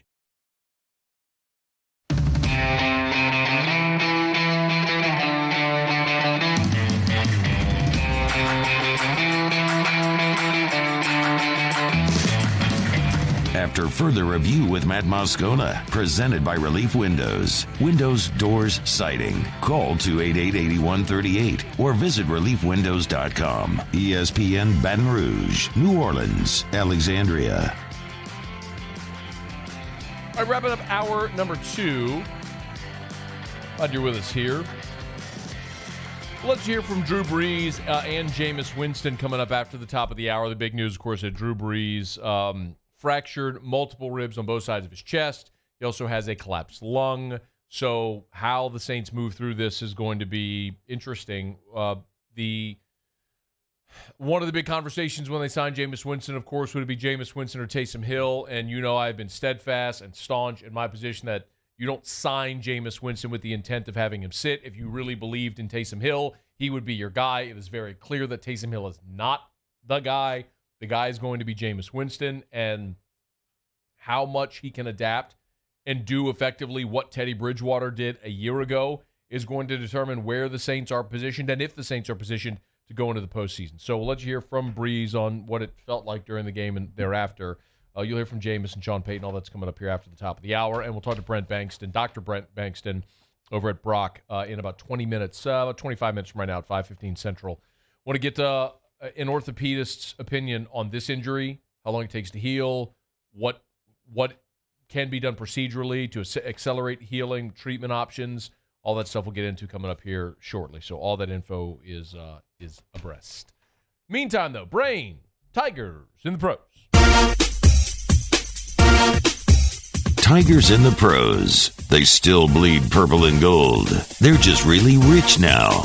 Presented by Kentucky's Best Hemp. Find them online at kysbesthemp.com. Starting off with Jamal Adams. 7 tackles, 3 for a loss, 2 sacks, and forced a fumble yesterday. All I heard was loss. That's what the Seahawks did. That was, fell 23-16 to Los Angeles. It wasn't Jamal Adams' fault, though. I mean, that's hell of a stat line right there. I'm just taking a shot at the Seahawks, that's all. No sweat. We'll have more on that game in just a minute.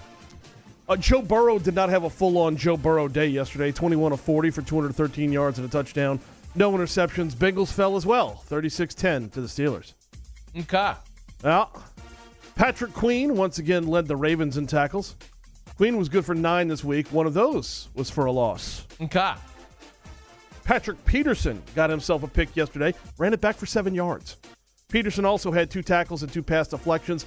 On the other side of the field in that same game, Tre'Davious White had 3 tackles. Peterson also gave up a touchdown. Yes, he did. I was skipping past that.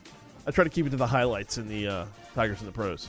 So what you're saying is you're just impossibly biased, Brain. I mean, the bed underneath is Tigers on acid, so yes. I don't get it. Quan Alexander's debut with the Saints is in the books. 4 tackles, half of a tackle for a loss, which I don't understand how you can have an even number of tackles but only half of one for a loss. Whatever. Hashtag math. Whatever. And going to end this one on a down note. Andrew Whitworth is on injured reserve. The 39-year-old, 15-year NFL veteran suffered a torn MCL yesterday and damage to his PCL during Sunday's 23-16 victory over the Seattle Seahawks. Interestingly enough, one of Jamal Adams' 2 sacks was on the play where Whitworth got hurt, and he moved right in where Whitworth went down. So is he done for the year? You know, I almost led with Whitworth might be done with the NFL. He's 39 years old.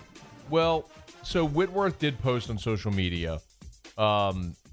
This was on his Instagram, which then the Rams have put on their Twitter. I said, I'm so thankful God has blessed me with an amazing 15 years playing football, NFL football. Now I get an opportunity to lead in a different way while also rehabbing myself back ready to ride with my teammates. I get a chance to put my leadership to test. Who am I in adversity really is more than just me. How hard can I push myself? He went on to say. So it certainly sounds like reading Whitworth's post. Like a retirement. No, it doesn't. It sounds like he's trying to come back. He's like, you think? Rehabbing myself back, ready to ride with my teammates. See, I took more away from the learning how to lead in a different way. While he's rehabbing himself back. You can't ignore that he says, I'm rehabbing myself back, ready to ride with my teammates. Yeah, he says both. I put more weight on the first one. But why are you ignoring rehabbing myself back, ready to ride with my teammates? The question is he going to be able to return this year? And he says, rehabbing back, ready to ride with my teammates. Like, it certainly sounds like he's not saying goodbye, like he's trying to rehab himself back to ride with his teammates. It won't be this year. I would not be. See, you went down this, you can kill that bet thing. You went down this road once before when you bet me on the Saban stuff and you try to speak in absolutes and you were wrong. What I do know about torn ligaments is you can stabilize and play. We've seen guys play with torn ACLs and MCLs. There was a defensive back from Mississippi State a couple of years back who played the whole season with a torn ACL. So I wouldn't be surprised if swelling goes down and he can move and if this is it for Whitworth and they're in a playoff run and he can come back, put a brace on it and roll. I wouldn't be surprised if he is back this year. I hope you're right.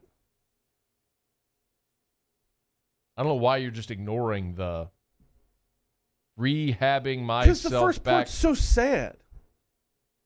It's like the closing of a chapter.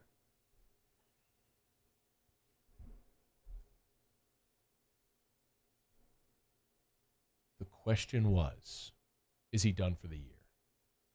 And you said, is he done for good? And I said, Whitworth says, rehabbing myself back, ready to ride with my teammates. Like, that is, if I could steal a line from Terrio, that's digital. He's telling you he's coming back. All right. Another honey bun? Oh, sure, Brain. We'll bet a honey bun. Okay. But there's nothing to bet. He said he's rehabbing to come back. Now, whether he makes it or not, I don't know. But he says he's rehabbing to come back. I feel like I'm taking crazy pills. KYSBestHemp.com. Thank you. Hour 3 next. AFR. KYSBestHemp.com. KYSBestHemp.com. We got to do it. All right, wrapping up hour 2. We're brought to you by the Aesthetic Medicine and Anti-Aging Clinics of Louisiana, Bluebonnet in Baton Rouge, Ambassador Caffrey in Lafayette, and online at theantiagingclinics.com, theantiagingclinics.com. As a matter of fact, I was at the Baton Rouge location today. My wife needed face wash. They have medical grade products. So she uses this like web, I don't even know what it's called. It doesn't really matter, but it's a medical grade face cleaning product that she's foaming face wash that she uses. I had to get some supplements, medical grade vitamin C, Coritin, so the omega fatty acids. Like so many of the supplements you take, if you want medical grade supplements, they sell at the Aesthetic Medicine and Anti-Aging Clinics of Louisiana, helping you look as good as you feel. Learn more at theantiagingclinics.com, theantiagingclinics.com. At All-Star Toyota, you get it all. If you're in the market for an all-new Toyota vehicle, come see our friendly and knowledgeable sales team at All-Star Toyota. Located in Baton Rouge at the corner of Airline and Goodwood, we've been serving our community since 2005 by offering a large selection of new Toyota cars, trucks, and SUVs. Get behind the wheel of your dream car and take a test drive at All-Star Toyota today. I've been doing business with Luba for 25 years. They're dependable, trustworthy. It's just the attention to detail with our clients. Our folks have years and years of experience. They're highly trained professionals, but many companies have that asset. What I'd like to think makes Luba a bit different is that we use those talents in a way that truly is dedicated to serving the needs of the folks who depend on us. Hey, T-Bob, sports wouldn't be the same without the die-hard fans, so we're highlighting the fans that do it the most. Every week, 104.5 ESPN Baton Rouge brings you the Citizens Bank Fan of the Week. Check it out, 1045ESPN.com. It's the Citizens Bank Fan of the Week. $10,000 off MSRP on a new 2020 Ford F-150 XLT. Buy a new one for less than a used one. All new Bayou Ford vehicles come with a 1 million mile powertrain warranty. And with Bayou to You, free delivery right to your door. The crew at Bayou Ford is going to do right by you. This is a house call. This is a follow-up appointment. This is a diabetes checkup. This isn't just more convenient care, it's more advanced care. This is innovating healthcare at Louisiana's #1 hospital, Auctioner. T-Bob Hebert here with breaking news. Front to Back Boat Services is the shop to upgrade your boat tech this fall. With not one but 2 NMEA certified techs, who better to install your Panoptic sonar, your HD displays. You want to see the fish under the water before you even cast? They have that. Trolling motor you could control with your iPhone? They have that. So what are you waiting for? Get into Front to Back Boat Services right now. Upgrade your boat tech. Make your boating dreams come true. Front to Back Boat Services. You may not know about the 4Kids Foundation, but you've probably heard of the Zurich Classic. And the Zurich Classic exists because of 4 kids. But it's what happens after the tournament that really counts. 100% of the proceeds are donated by the 4Kids Foundation to hundreds of local charities, totaling more than $40 million, all to help local children and families in need. 4Kids helps kids through golf, because every child deserves a shot at a brighter future.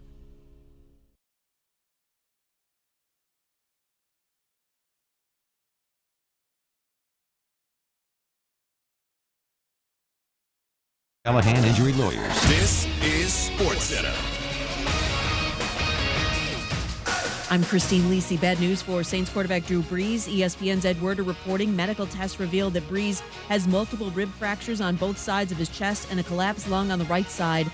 Doctors have cautioned Brees to be especially careful with the damage to his lung. ESPN's Ryan Clark on how the Saints deal with what is expected to be a lengthy absence for Brees. The defense is going to have to step up. Alvin Kamara is going to have to play better, and even though he was playing great already. And Michael Thomas is going to have to do what he did for Teddy Bridgewater. I see this as a prime opportunity for the Tampa Bay Buccaneers to come up, take the NFC South, and maybe the overall top spot in the NFC. Ryan Clark, the Saints have a half-game lead on the Bucs in the division. NBA, Suns got their man. ESPN's Adrian Wojnarowski reporting Phoenix agreed in principle on a trade to acquire Thunder guard Chris Paul. The package heading to OKC includes Ricky Rubio and Kelly Oubre, plus a 2022 first-round pick. Mavs forward Kristaps Porzingis will miss the start of the season as he continues to rehab from knee surgery. Saturday's Ole Miss Texas A&M game postponed over COVID-19 concerns. We're back on Tuesday, recapping a huge NFC North game on Monday Night Football. Will a change in play calling duties make a difference for the Bears offense? Keyshawn, J. Will, and Zubin, Tuesday, 6 Eastern on ESPN Radio.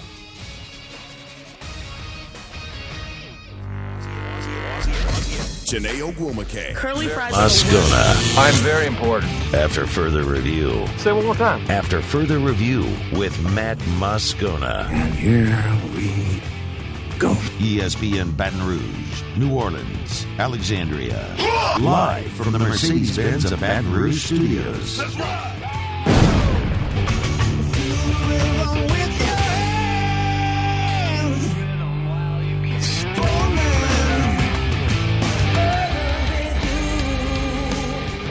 Hour 3, off we go. Welcome aboard. Glad you're with us. AFR, presented by Relief Windows. I'm Matt.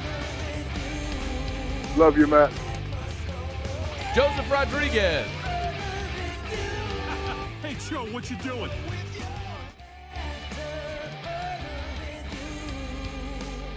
You okay? The brain?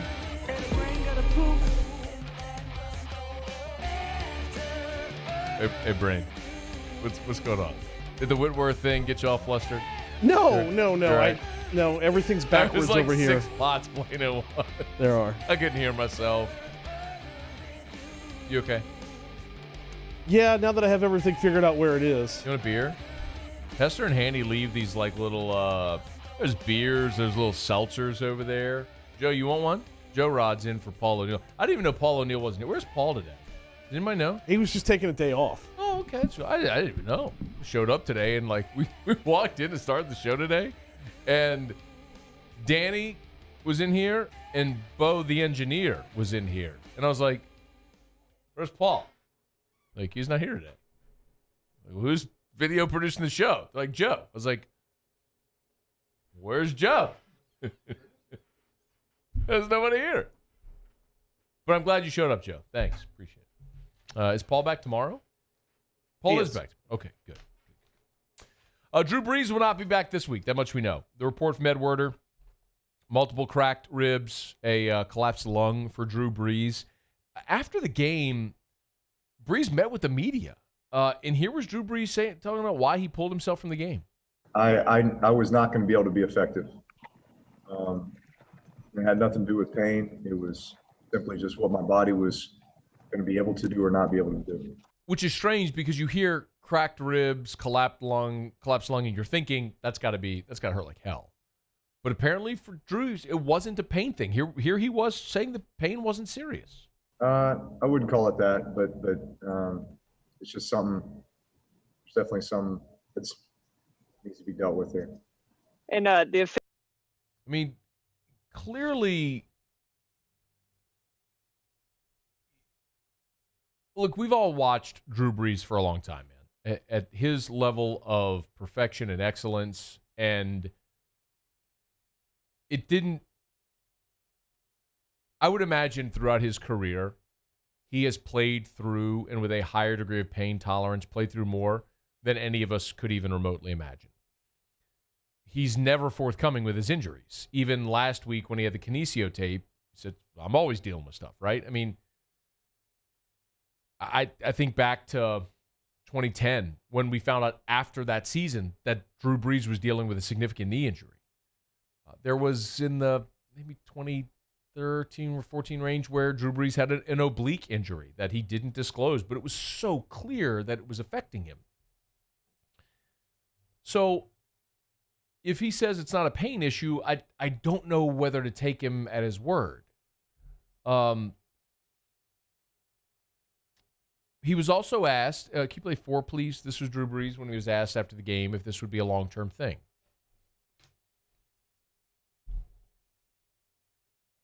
I'm just taking it one day at a time. I've done that this entire season, and I'll continue to do that. I'm not sure what tomorrow holds, but you can know I'm going to do everything I can to be as effective as I possibly can come next week.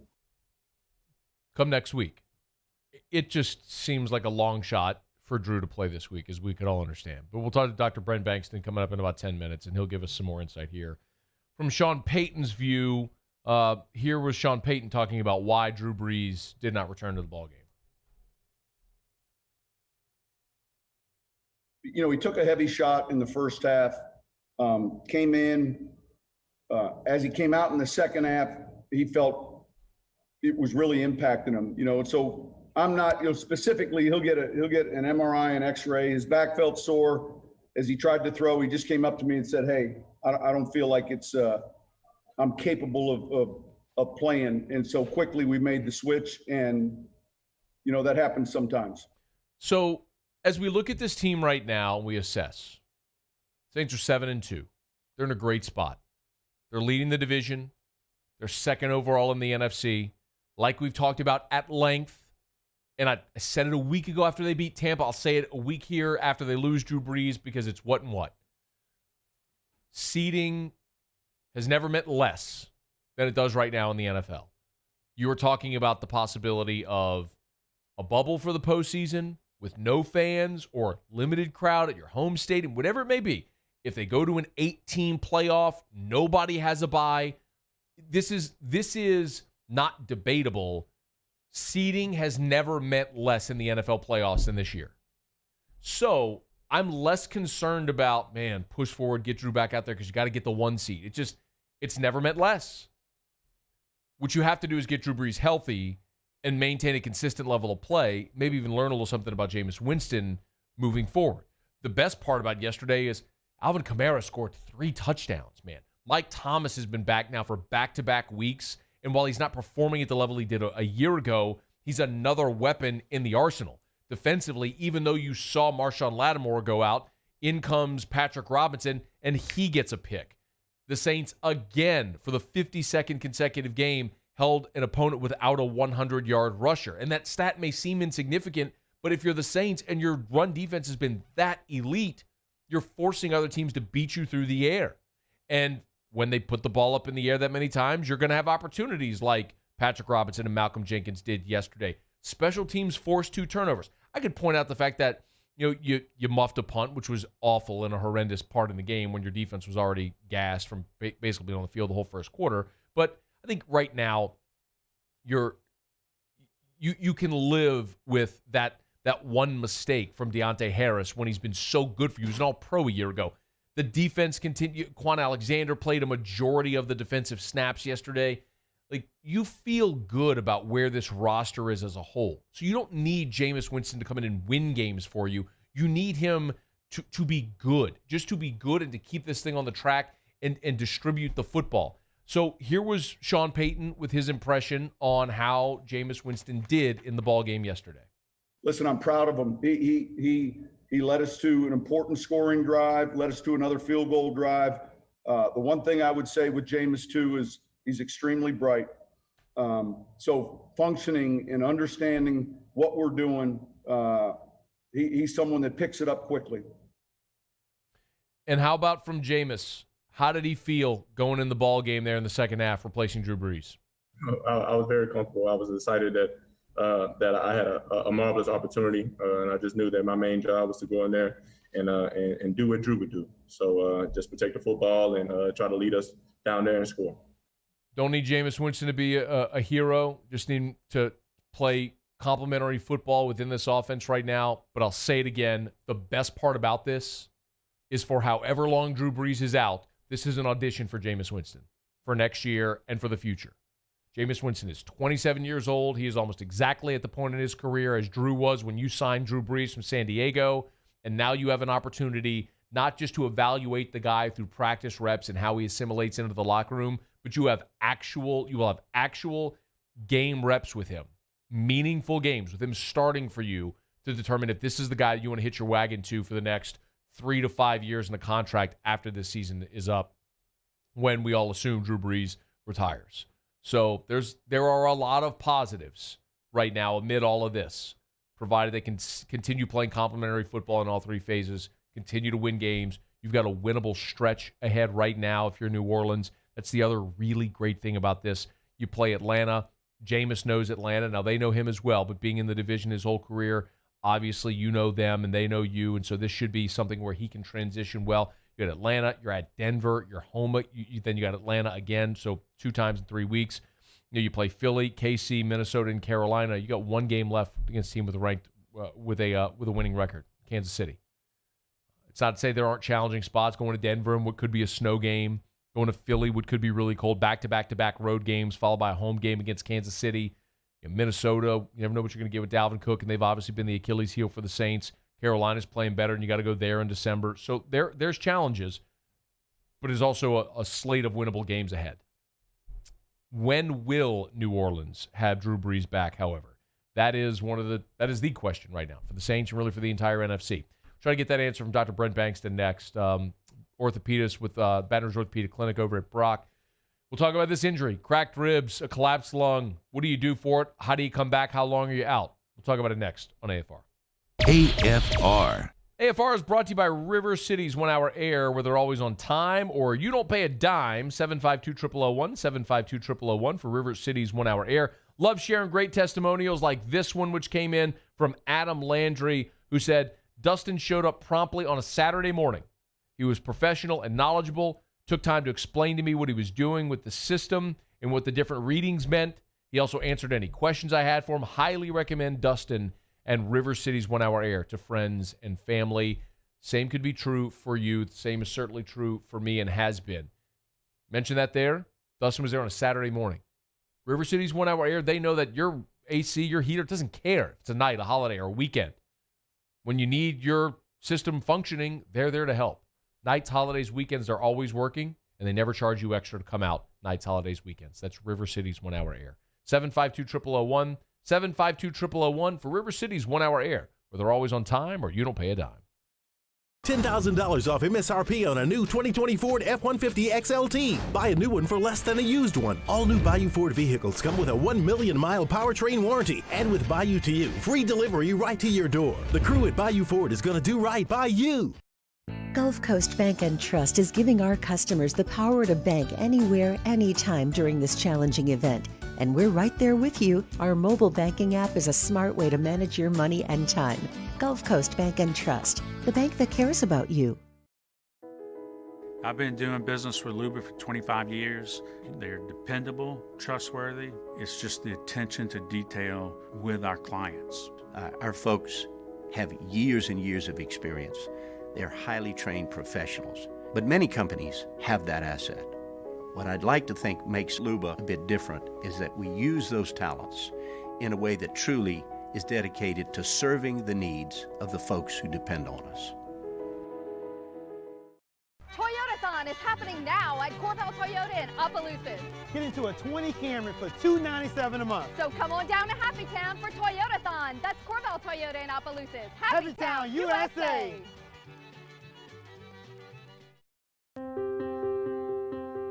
This isn't just another day, it's so much more. Kelly's life was put on hold when her auctioneer primary care doctor discovered a rare blood disorder. Her doctor connected her to an auctioneer care team of cancer, heart, and kidney specialists. With multiple primary care locations around Baton Rouge, same-day appointments, and online scheduling, we're relentless about keeping you healthy. Auctioneer Baton Rouge, innovating healthcare for Kelly. Gulf Coast Office Products is a nationally recognized Savin office equipment dealer based right here in Louisiana. Over 100 employees strong, Gulf Coast has the boots on the ground to support all vertical markets, from education, engineering, legal, and finance. With the latest in office technology, from desktop to production segment units, Gulf Coast and Savin have the perfect fit for you. Call 225-756-2644. That's 756-2644 for Gulf Coast Office Products. At All-Star Toyota, you get it all. If you're in the market for an all-new Toyota vehicle, come see our friendly and knowledgeable sales team at All-Star Toyota. Located in Baton Rouge at the corner of Airline and Goodwood, we've been serving our community since 2005 by offering a large selection of new Toyota cars, trucks, and SUVs.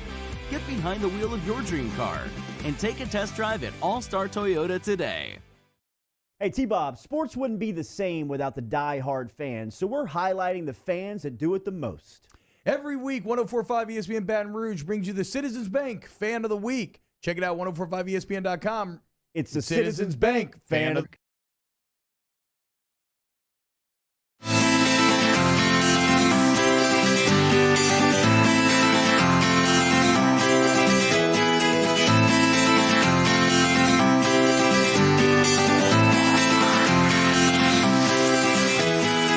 After further review with Matt Moscona, presented by Relief Windows. Windows, doors, siding. Call 288-8138 or visit reliefwindows.com. ESPN Baton Rouge, New Orleans, Alexandria. All right, Drew Brees is on the shelf, but for how long? Let's see if we can get that answer. Dr. Brent Bankston, Baton Rouge Orthopedic Clinic, also LSU's team physician. Good enough to spend a couple of minutes with us here to talk about this injury that Drew Brees sustained and what we can expect. Doc, thanks for a couple of minutes. How are you? Good, Matt. How about you? I'm doing really well, thanks. I guess better than Drew Brees and most people in that Saints locker room right now. So what we heard is multiple rib fractures on both sides of the chest and a collapsed lung. That's the report right now. Let's take those one at a time. Multiple rib fractures. That sounds like that would be incredibly painful, although Drew Brees said he didn't feel pain. That wasn't the issue. Is he lying to all of us? Well,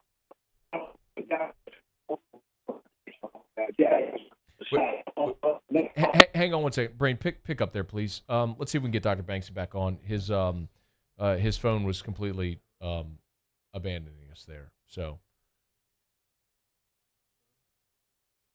do you have it? All right. Okay, that's okay. His phone was just completely going out there. So, see if we can get it back. Monday's AFR brought to you by Relief Windows, reliefwindows.com. Windows, doors, siding, Relief Windows, and reliefwindows.com. Of course, when you get the orthopedist on that you've been talking about for that long. What's the word? Okay, perfect. No worries. All right, so he's going to dial us right back, see if we can get him maybe in a better cell connection so we can jump into that. So, pain threshold, of course, amount of time for those ribs to heal, collapsed lung. When can we expect Brees to be back? We'll talk about that with Dr. Brent Bankston. Also, want to get into this hour, and I will, something that many of you on social media asked me to get into, which I guess is somewhat inevitable that we would, which is the punishment we're expecting to be doled out from the NFL to the New Orleans Saints for the locker room, the post-game celebration in the locker room against Tampa Bay. And there's reports that the Saints could even be forced to forfeit a draft pick as a result. So we will get into that in just a quick second. As you can tell, I am really stalling to try to see if we can get Dr. Banks. Okay, trying to get Dr. Banks on the phone. All right. Then let me do this while we work on that.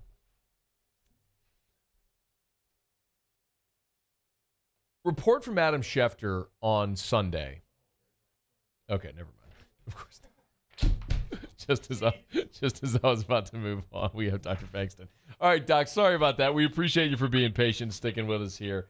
No problem. I'm sure it's my end. You know, it's technology. You can't live with it, and you have to have, obviously can't live without it. Right. So, okay, so I was asking, was Drew Brees just flat lying to us about not being in pain? Well, I've not talked to him. I don't know exactly what he has, but just in general, when you're dealing with rib fractures, it's significantly painful and affects his ability to function. I think that's kind of what he said. And, in the middle of a game, you can block out a lot of things, you can block out a lot of pain. But if you can't turn or rotate and throw the football, that's probably what he meant. But in general, rib fractures are very painful. It hurts every time you breathe. And whether it's one or multiple. When you have multiple rib fractures, we're thinking car wrecks and things along those lines. But who knows? I mean, he could have had more than one, and that's certainly possible, when you get hit just wrong. There's also muscles between the ribs called the intercostal muscles, and those can be injured and can be very painful also. We've dealt with those for years, and it's something that you've got to just deal with the patient's pain. And as far as when they return to play, it's whenever they don't hurt anymore. There's only so much you can do as to treat them to help a rib fracture. It's kind of got to go through its process of healing. And then once it starts healing, then you can start running. And then after you can start running, then you can start throwing. And everybody's different as far as what they can deal with.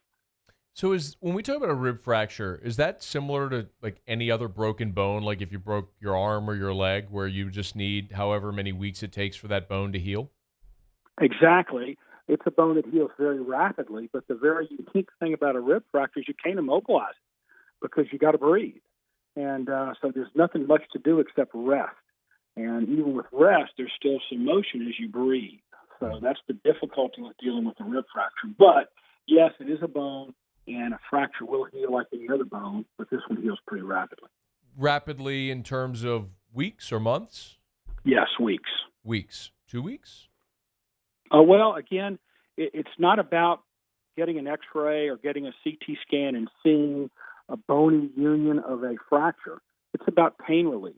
And once you don't hurt, then you go back and play. You don't have to have complete healing. It may take months to be healed, to get a CT scan and look at it and see that it's completely healed, but that's not what we're waiting for, and that's not realistic. What is realistic? Again, I've seen guys come back in a week, and I've seen guys take 3 or 4 weeks, and it just depends on the severity of his injury and what the other things he's dealing with. We can do nerve blocks for patients that have healed, that don't have any lung problems, and they just have a little bit of pain. We can do nerve blocks to help them play. And in fact, we've done that many times throughout my years at LSU.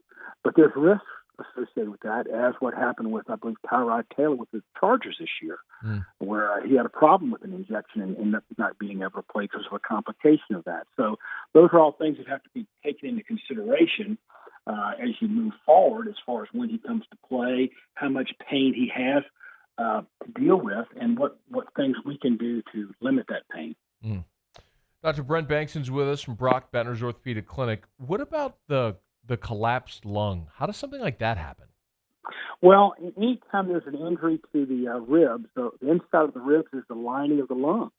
And if it's a pretty bad injury, it can disrupt the lining of the lungs and let air in around the lungs, and the lung collapses. Now, that's something we see a lot in bad car wrecks or bad high-energy traumas, and that's a medical emergency. But there's different levels of a collapsed lung, or what we call a pneumothorax, which means air outside the lung cavity. If it's a small pneumothorax, then we just let it resolve on its own. Maybe less than 10% of the lung field. If it's larger, sometimes they'd have to have a tube put in to get that air out of there. And I believe that that's what Tyrod Taylor had, but I'm not sure.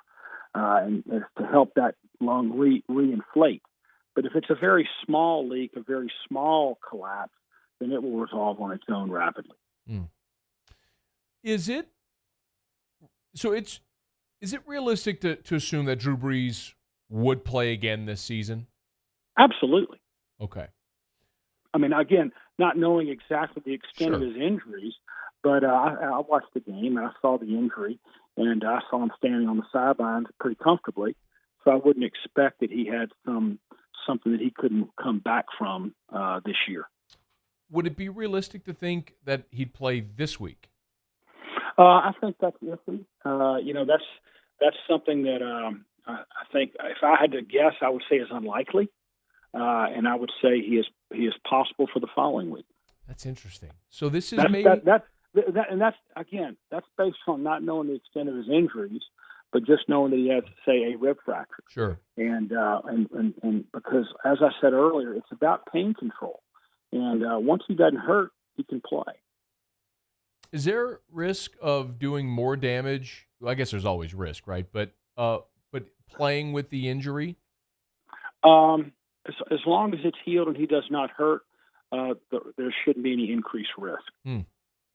Are there any therapies that he could do to accelerate the healing process? Not really. I mean, he, from a nutrition standpoint, I'm sure he's in great shape. He takes great care of his body. It's just about time. And there's no special medication or special splint or special therapy that can be done to make this thing heal any faster. Sometimes with long bones, like an arm or a leg that are slow to heal, they're taking months and months to heal. We will use what's called a bone stimulator to try to stimulate the bone to heal faster. But I would not expect them to use that in this case. Is there anything else whenever you watch it, or as you've thought about this over the last 24 hours or so that struck you? Not really. I mean, this happens quite often. I mean, we see a lot of rib injuries, and we've had a few at LSU this year. And you just got to kind of go with them day to day, and then if it's bad, week to week, and let them make the call as far as when they can go back. And it's a stair step progression back to playing. First, you got to be able to just not have pain all the time. Then then you see if they can do some jogging. If they can do that, then we do some running. If that works, then we do some throwing. And once you can do A, then you go to B, and then you go to C. And it really depends on the symptoms more than any other metric that we follow to evaluate this. Last thing, are there certain positions in football that are more or less likely to be able to return from an injury like this than other positions? I can't say that I've ever seen this in a lineman. Mm-hmm. This is usually with somebody who's exposed and gets hit on their ribs, catching a ball, and we've had a few receivers that have had pretty bad rib injuries from going up exposed. But as far as protecting them, once you have it, it's all about breathing. It's about just being able to move without pain.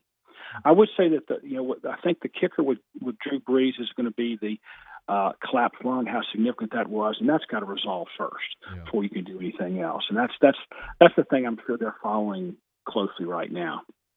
Dr. Brent Banks in the Baton Rouge Orthopedic Clinic, LSU's team physician. Good enough to spend a couple of minutes with us here talking about this injury with Drew Brees and what we might realistically be able to expect for the remainder of this season. Doc, it's a pleasure, man. We appreciate a couple of minutes. Thanks so much. All right, buddy. Week to week. Absolutely. All right. Take care. I come away really optimistic hearing that, right? I mean, I don't clue. I'm not an orthopedist, but you hear rib fractures, multiple rib fractures, both sides of the chest, collapsed lung, and you think, oh man. Like, I'll first thing that went through my brain is like 4 to 6 weeks. Like, could you get him back before the end of the regular season? Like, that was the first thing that went through my mind. But it certainly seems like it's more of a, I hate to say this, like it's just a pain tolerance thing, because it's just a pain tolerance thing when it ain't your ribs and your collapsed lung, right? But I come away from that feeling pretty optimistic. And and I think it's also worth noting, like, and Dr. Bankston was careful to mention that a couple of times, and I try every time we have a physician on the show to make sure that we throw that disclaimer. He's not examining Drew Brees. He doesn't know the exact specifications of Drew Brees' injury. And he said that several times, and it's important to note because every case is different. That said, you can speak in certain generalities about injuries of a similar fashion. And if you're talking about weeks instead of months, then it's realistic that you'll have Drew Brees back before the end of the season. Now, how effective will he be? I think all that's very much, in question. But overall, good news. And maybe if Jameis Winston goes and plays well, it gives you even more of a buffer to not have to rush Drew Brees back till he's able to go. Okay, it's after further review. Glad you're with us here. We'll knock out a quick break. If you want to join us, you can tweet the show at Matt Moscona, at 1045 ESPN. You can jump at the Bayou Ford YouTube chat. Remember, if you miss anything, AFR On Demand is available. AFR On Demand presented by Breck Golf. Book your tee time at golf.breck.org, golf.breck.org. Individual interviews are entire hours. You can listen to the entire show on demand at 1045ESPN.com or on iTunes, or wherever you listen to your podcasts. Just search for 1045 ESPN Baton Rouge. Subscribe. All right, it's after further review. We will knock out a quick break. When we come back, I've got to get to the Saints potentially facing discipline, which I started to get to and then didn't, but will next. AFR. AFR. Monday at Pluckers is a freaking awesome day at Pluckers, because Monday at Pluckers is all-you-can-eat wings. My goodness. You got the Vikings and the Bears on Monday Night Football. So why would you do anything other than go to Pluckers? Find yourself a bar stool or a table, belly up, order an ice-cold draft beer, a whole mess of wings, and they'll keep bringing them till you say no mas. That's at Pluckers. Nicholson, just south of campus. Bluebonnet, right in front of the Mall of Louisiana. Dine in or carry out. You know what? They got Pluckers locations all over, including in Texas. Oh, this guy who tweeted me just a little bit ago, Paulie B at H-Town Tyga, said when 2020, here was his tweet. He said when 2020, no, I got to find it. Gosh dog it. When a 2020 Monday gives you that feeling, I choose the Houston Pluckers on Shepherd. Great sponsor. No matter where you are. Pluckers, Nicholson, Bluebonnet, dine in, carry out. Pluckers, where if you don't like our wings, we'll give you the bird. At All-Star Toyota, you get it all. If you're in the market for an all-new Toyota vehicle, come see our friendly and knowledgeable sales team at All-Star Toyota. Located in Baton Rouge at the corner of Airline and Goodwood, we've been serving our community since 2005 by offering a large selection of new Toyota cars, trucks, and SUVs. Get behind the wheel of your dream car and take a test drive at All-Star Toyota today. Gulf Coast Bank and Trust is a local bank with a straightforward philosophy. It's about doing the right thing for our customers. Participating in our community with annual local fundraisers. Offering individual attention in a modern banking atmosphere with a trusted local company. Gulf Coast Bank invested in technology with a local touch, giving our customers the power to bank anywhere, anytime. We're building relationships through personal service as a bank that cares about you. Gulf Coast Bank and Trust, the bank that cares about you. Are you a licensed contractor? There's lots of good contractors in Louisiana doing work the right way, but unfortunately, too many unlicensed contractors are working outside the licensing requirements. Working as a contractor in Louisiana requires a license for the company doing the work. The Louisiana State Licensing Board for Contractors wants to help you get licensed to allow you to conduct work legally. It's not difficult to get the license. We can help you. Go to lacontractor.org for more information. Licensed contractors, it's the law. If I built a van, it would do more than haul. It would carry my entire business. I'd make it available in dozens, if not thousands of configurations. It would keep an eye on my fleet. Get an eye out for danger. If I built a van, I'd make it available in diesel and gas. And I'd build it right here in South Carolina. Introducing the all-new Sprinter, starting at $33,790. Built in the USA. Mercedes-Benz. Vans. Born to run. ServiceMaster Elite create clean, disinfected work environments. As a local business, we take pride in serving the New Orleans and Baton Rouge areas. Our cleaning protocols follow CDC and OSHA standards for healthcare settings, offices, senior living, restaurants, and industrial plants. Contact ServiceMaster Elite to get your operation ready for reopening with germ disinfection cleaning. ServiceMaster Elite, the trusted choice in professional cleaning since 1996. To all of our heroes working on the front lines of this COVID-19 pandemic, your bravery and selflessness represent the very best of us, and we want to say thank you. I'm asking everyone around the state to join me in celebrating the heroism of our healthcare professionals on the 19th of every month at 1900 hours, that's 7 p.m. Write a note of appreciation, make plans to donate to charitable organizations, or say a prayer. To learn more, visit 19thanks.org. Thank you, and God bless.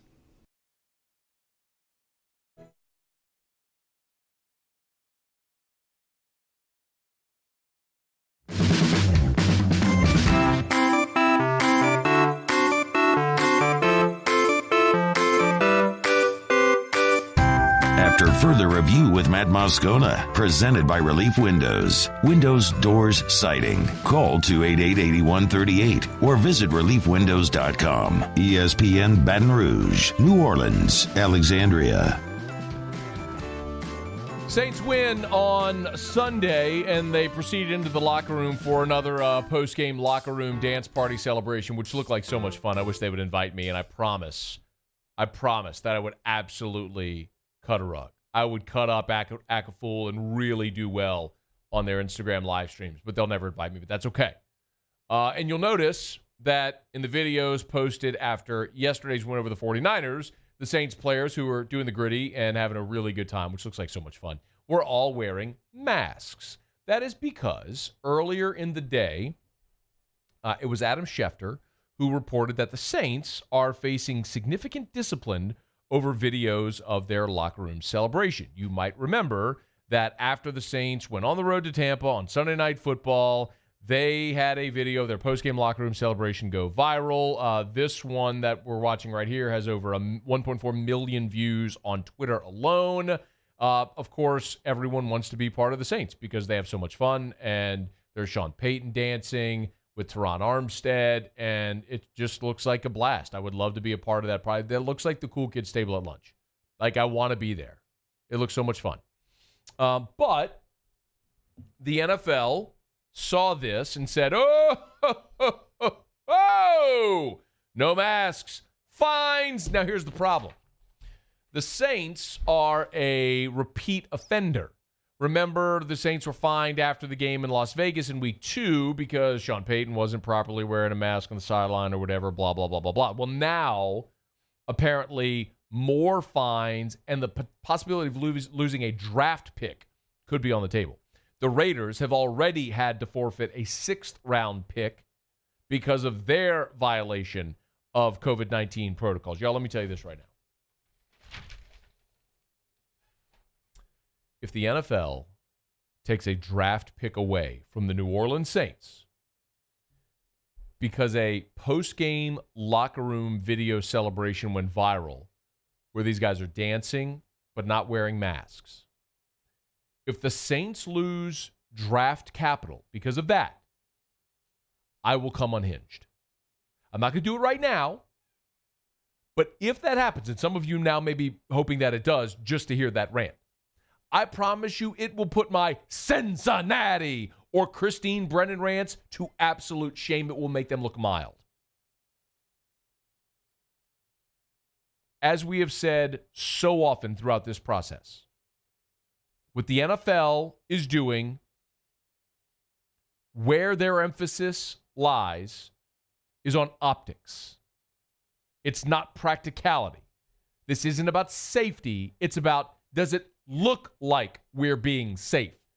There's a big difference. If you are fundamentally and practically being safe and saving people's lives, that's one thing that almost anybody with a beating heart could get along with.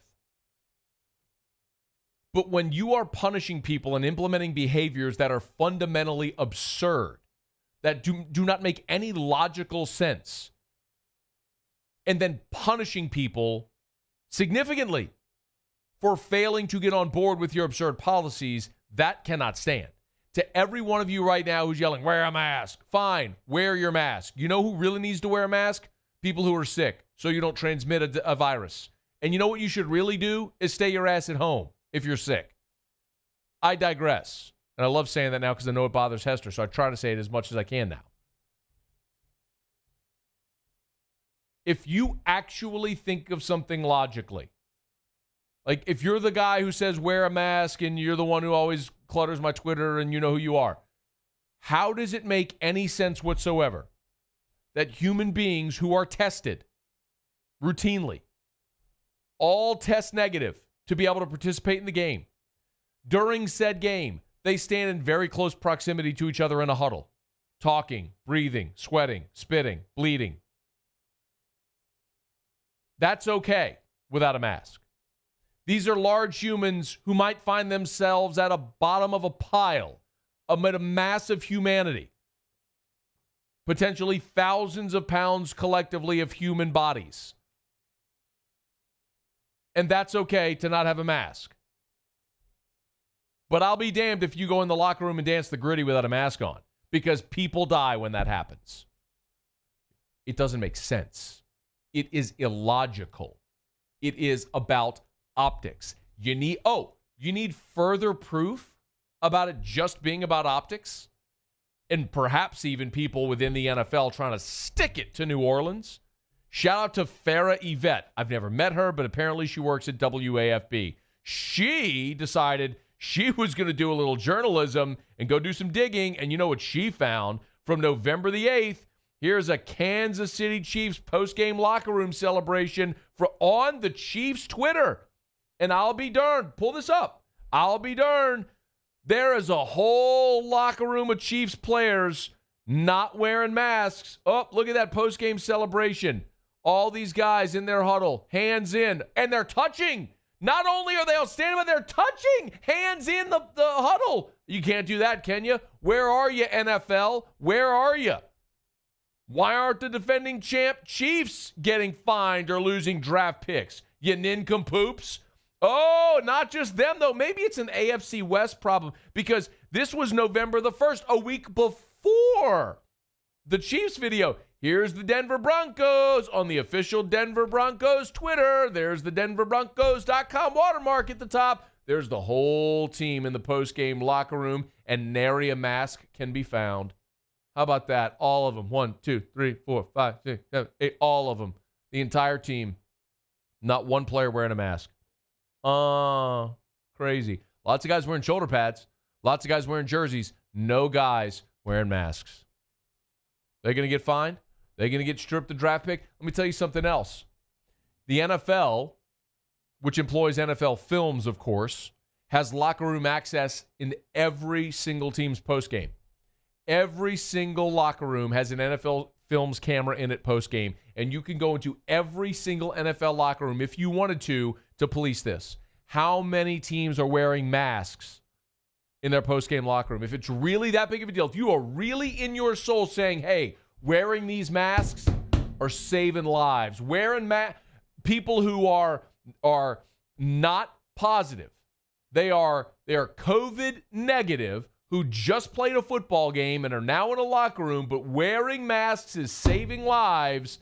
If you really thought that was the case, then why wouldn't you be going through your NFL Films coverage every single week and pointing out people that weren't wearing their masks and affecting penalties on them? You're not levying those penalties because you know it is all about optics. The only reason this is a thing is because this Broncos video got 264, that's from 2 weeks ago, got 264,000 views, probably all Broncos fans. The Chiefs one got 49,000 views. The Saints video dancing the gritties at 1.4 million on Twitter alone and went viral on every other platform. It's just because people are paying attention to it. It makes you look bad. Again, optics versus reality. And I'm going to tell you what, especially for a football team that is very likely going to be turning over its starting quarterback next year. It's the greatest player in the history of its franchise.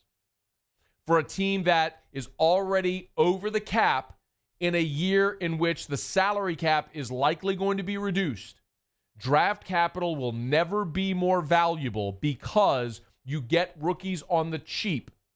And if you're going to strip a team of draft capital because the optics, the hypocrisy of this will know no bounds, and I am telling you, I will take a blowtorch to this Mickey Ficky. Trust that one to be true. I might not even need the microphone because you will all hear me screaming from wherever it is that you reside. Freaking COVID ninnies. You gotta be kidding me. Shoving Q-tips up their nose 5 times a week to make sure they don't have this stupid virus. And even if they did, they'd be asymptomatic. They're all COVID negative. They can play a football game, but let them stand in a post-game locker room without a mask on. People are dying! Kick rocks, losers. AFR is brought to you by Shawbills Tire and Auto Service. ShawbillsTire.com. 18 locations in South Louisiana. Find the location nearest you at ShawbillsTire.com. Bumper-to-bumper auto service, name brand tires at wholesale prices. That is Shawbills. There's nobody better. They've been doing it for more than 50 years. As good and ethical people who started their business and founded their business on the principles of treating people like family, treating their employees like family, and being family-owned and operated. That's what Shawbills has done for more than 50 years now, and they've stayed in business locally owned, family owned and operated for a half a century because those principles worked 50 years ago. They work today, and they'll work 50 and 150 years from now. ShawBillsTire.com to find the location nearest you. ShawBillsTire.com. Shawbills, where we keep you rolling. All right. Jimmy texted me that his son's got a JV football game. So we may not have otter locks. I don't think we're going to have otter locks. Maybe we could try. We call him, but if not, no biggie. But he did give me some betting angles that we can go through, and we'll do what we learned to wrap up as well. A Monday AFR brought to you by Relief Windows. Glad to have you hanging out with us here. One segment to go. Stick around. It's AFR. AFR. AFR is brought to you by the Baton Rouge General Hospital, online at brgeneral.org, and fired up to tell you that the Ascension Neighborhood Hospital is now open at the Baton Rouge General Hospital. You can get more info online at brgeneral.org, brgeneral.org. The Ascension Neighborhood Hospital and emergency room there is now open. So if you are in Ascension Parish, world-class care and an emergency center, emergency room are now closer to you than ever before. You can learn more at brgeneral.org right there on the homepage, brgeneral.org, and you can learn more about the Baton Rouge General Ascension Neighborhood Hospital healthcare experience with you in mind. That is at brgeneral.org or on the Baton Rouge General mobile app. Baton Rouge General Hospital, as we tell you all the time, part of the Mayo Clinic Care Network. Exclusivity in this market that allows your physician here in Baton Rouge to collaborate with the world-class researchers and physicians at the Mayo Clinic, brgeneral.org, part of the Mayo Clinic Care Network.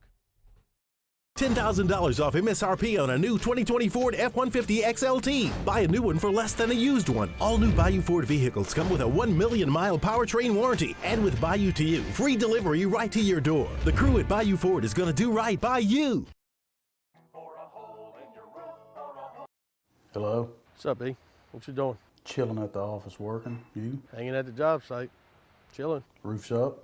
Hey, Greg, roof up? Roof's up. Roof's up. Roof's up. Roof's up? Roof's up. Roof's up! Roof's up! Beautiful roof every single time. True. True. Gulf Coast Bank & Trust is a local bank with a straightforward philosophy. It's about doing the right thing for our customers. Participating in our community with annual local fundraisers. Offering individual attention in a modern banking atmosphere with a trusted local company. Gulf Coast Bank invested in technology with a local touch, giving our customers the power to bank anywhere, anytime. We're building relationships through personal service as the bank that cares about you. Gulf Coast Bank & Trust, the bank that cares about you. If I built a van, it would do more than haul. It would carry my entire business. I'd make it available in dozens, make not thousands of configurations. It would keep an eye on my fleet. And an eye out for danger. If I built a van, I'd make it available in diesel and gas. And I'd build it right here in South Carolina. Introducing the all-new Sprinter, starting at $33,790. Built in the USA. Mercedes-Benz. Vans. Born to run.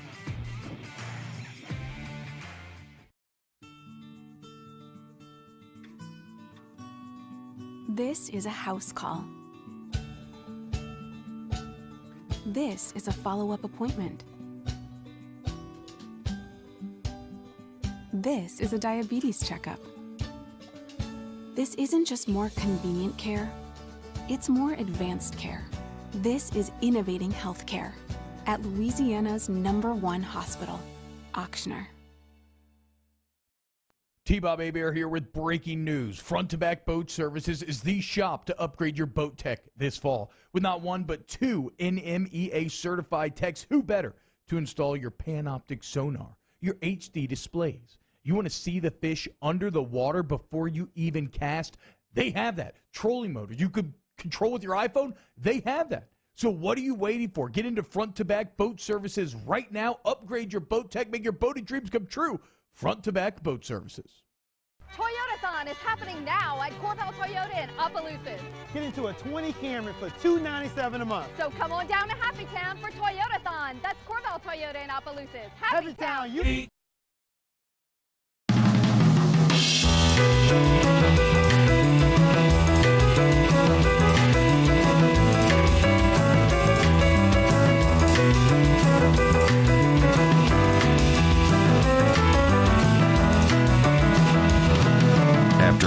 review with Matt Moscona, presented by Relief Windows. Windows, doors, siding. Call 288-8138 or visit reliefwindows.com. ESPN Baton Rouge, New Orleans, Alexandria.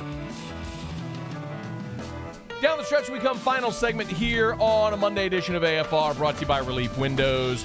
Windows, doors, siding, Relief Windows, and reliefwindows.com. Typically, Jimmy's here, but his son, EJ, had his last JV game of the season at 5:30, so he's doing dad stuff, and I don't blame him at all. A couple of things that Otter did point out, a couple of bad beats. Central Florida was minus 27.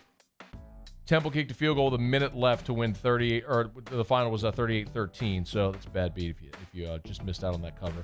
I had South Carolina in the points, by the way. Kiffin went for it on 4th and 11 up 10. They scored, so they win by 17. I was pissed with Lane about that one. Did you see the one on the 90-yard touchdown? Did you see Kiffin on the 90-yard touchdown where his arms are in the air, like at the 10, balls at the 10-yard line before the quarterback, before Corrals even planted to throw? Kiffin, hands in the air, like touchdown. And then whenever he caught it through the clipboard, like 30 yards in the air. He did that against, he did that a bunch when he was with Bama, where he put his hands in the air before the ball was even thrown. He just knew. But anyway, I was a little pissed on Lane at that one. Cost me a cover. And how about the Browns? Browns were a 4-point favorite. They're up 3. Chubb has the long run. He just ran out of bounds to 1. Now, imagine also if you're a fantasy football player, that kills you as well, because you'd like to have Chubb score a touchdown. I have Chubb in my fantasy starting lineup. So makes sense. So Brain doesn't care about the betting angle. He just cares about fantasy football. Either way, there may or may not be money on the line. Yeah. How much money? It does matter. Can't really go into that. Why not? What? I'd rather not go into that? Okay. All right. Arizona took a knee on the extra point after the Hail Mary. I didn't see that. Did you see that?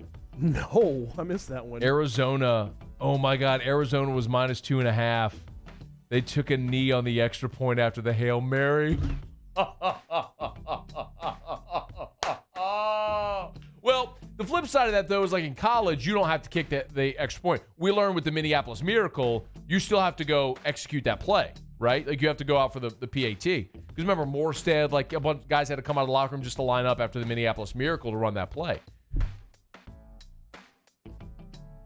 Can you imagine? Remember how painful that was when they did have to go back out and line up? It's like, hey, Brandon, remember that time you got kicked in the nuts? Remember how painful that was? I know. Let's talk about how painful that was. Well, you brought it up. I wasn't celebrating the pain. I was just mentioning the fact that one subplot of that story is we all learned you have to go out and kick the extra point. You can't just, not do it. All right.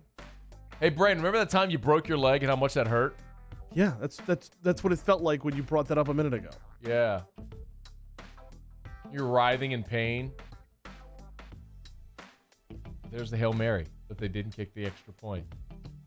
Oh, Trey White was right there. He was one of the 3. Big play by DeAndre Hopkins. Hey, Brain, remember that time that your girlfriend broke up with you in front of the whole school and embarrassed you, and then you peed your pants in front of everybody? Remember that? First of all, I did not pee my pants. There was an errant water fountain. Peeing in your pants is cool. Consider me Miles Davis.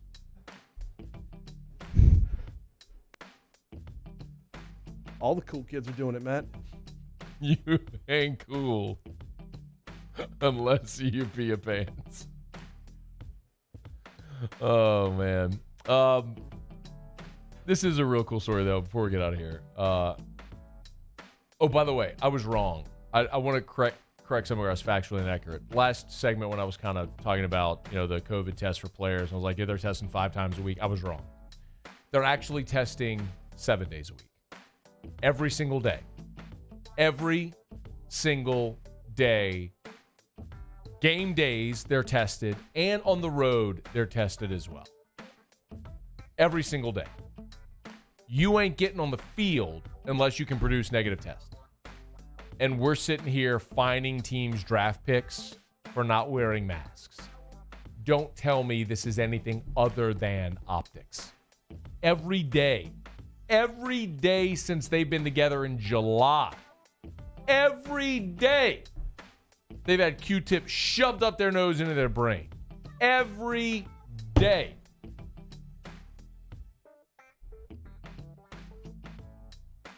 On a far more significant note, though, shout out to Demario Davis. He was battling something I guess many of us didn't even know, but apparently his 1-year-old daughter had cancer, retinoblastoma. She was diagnosed back in May, and he announced today that his daughter is cancer-free. So that is awesome, awesome news. Puts a lot of things in perspective, and very, very happy for Demario Davis and his family. It's awesome. All right, Brain, what did you learn today? As of 5:55, LSU still has a game this week. Joe Rod, what did you learn? I learned that you just can't do it, can you, Joe? rehabbing. We'll see you tomorrow at 3. AFR. Brought to you by the Williamson Eye Center and WilliamsonEYE.com. Joe, why is that so hard for you? Why is that so hard? You want a long explanation? He's counting down. He's like 5, 4, and you're just like sound like T-Pop over there. You good? I lost my place where I was going to read. That's okay. Williamson Eye Center. Maybe if you had 20/20 vision, Joe. Maybe so. Williamson Eye Center.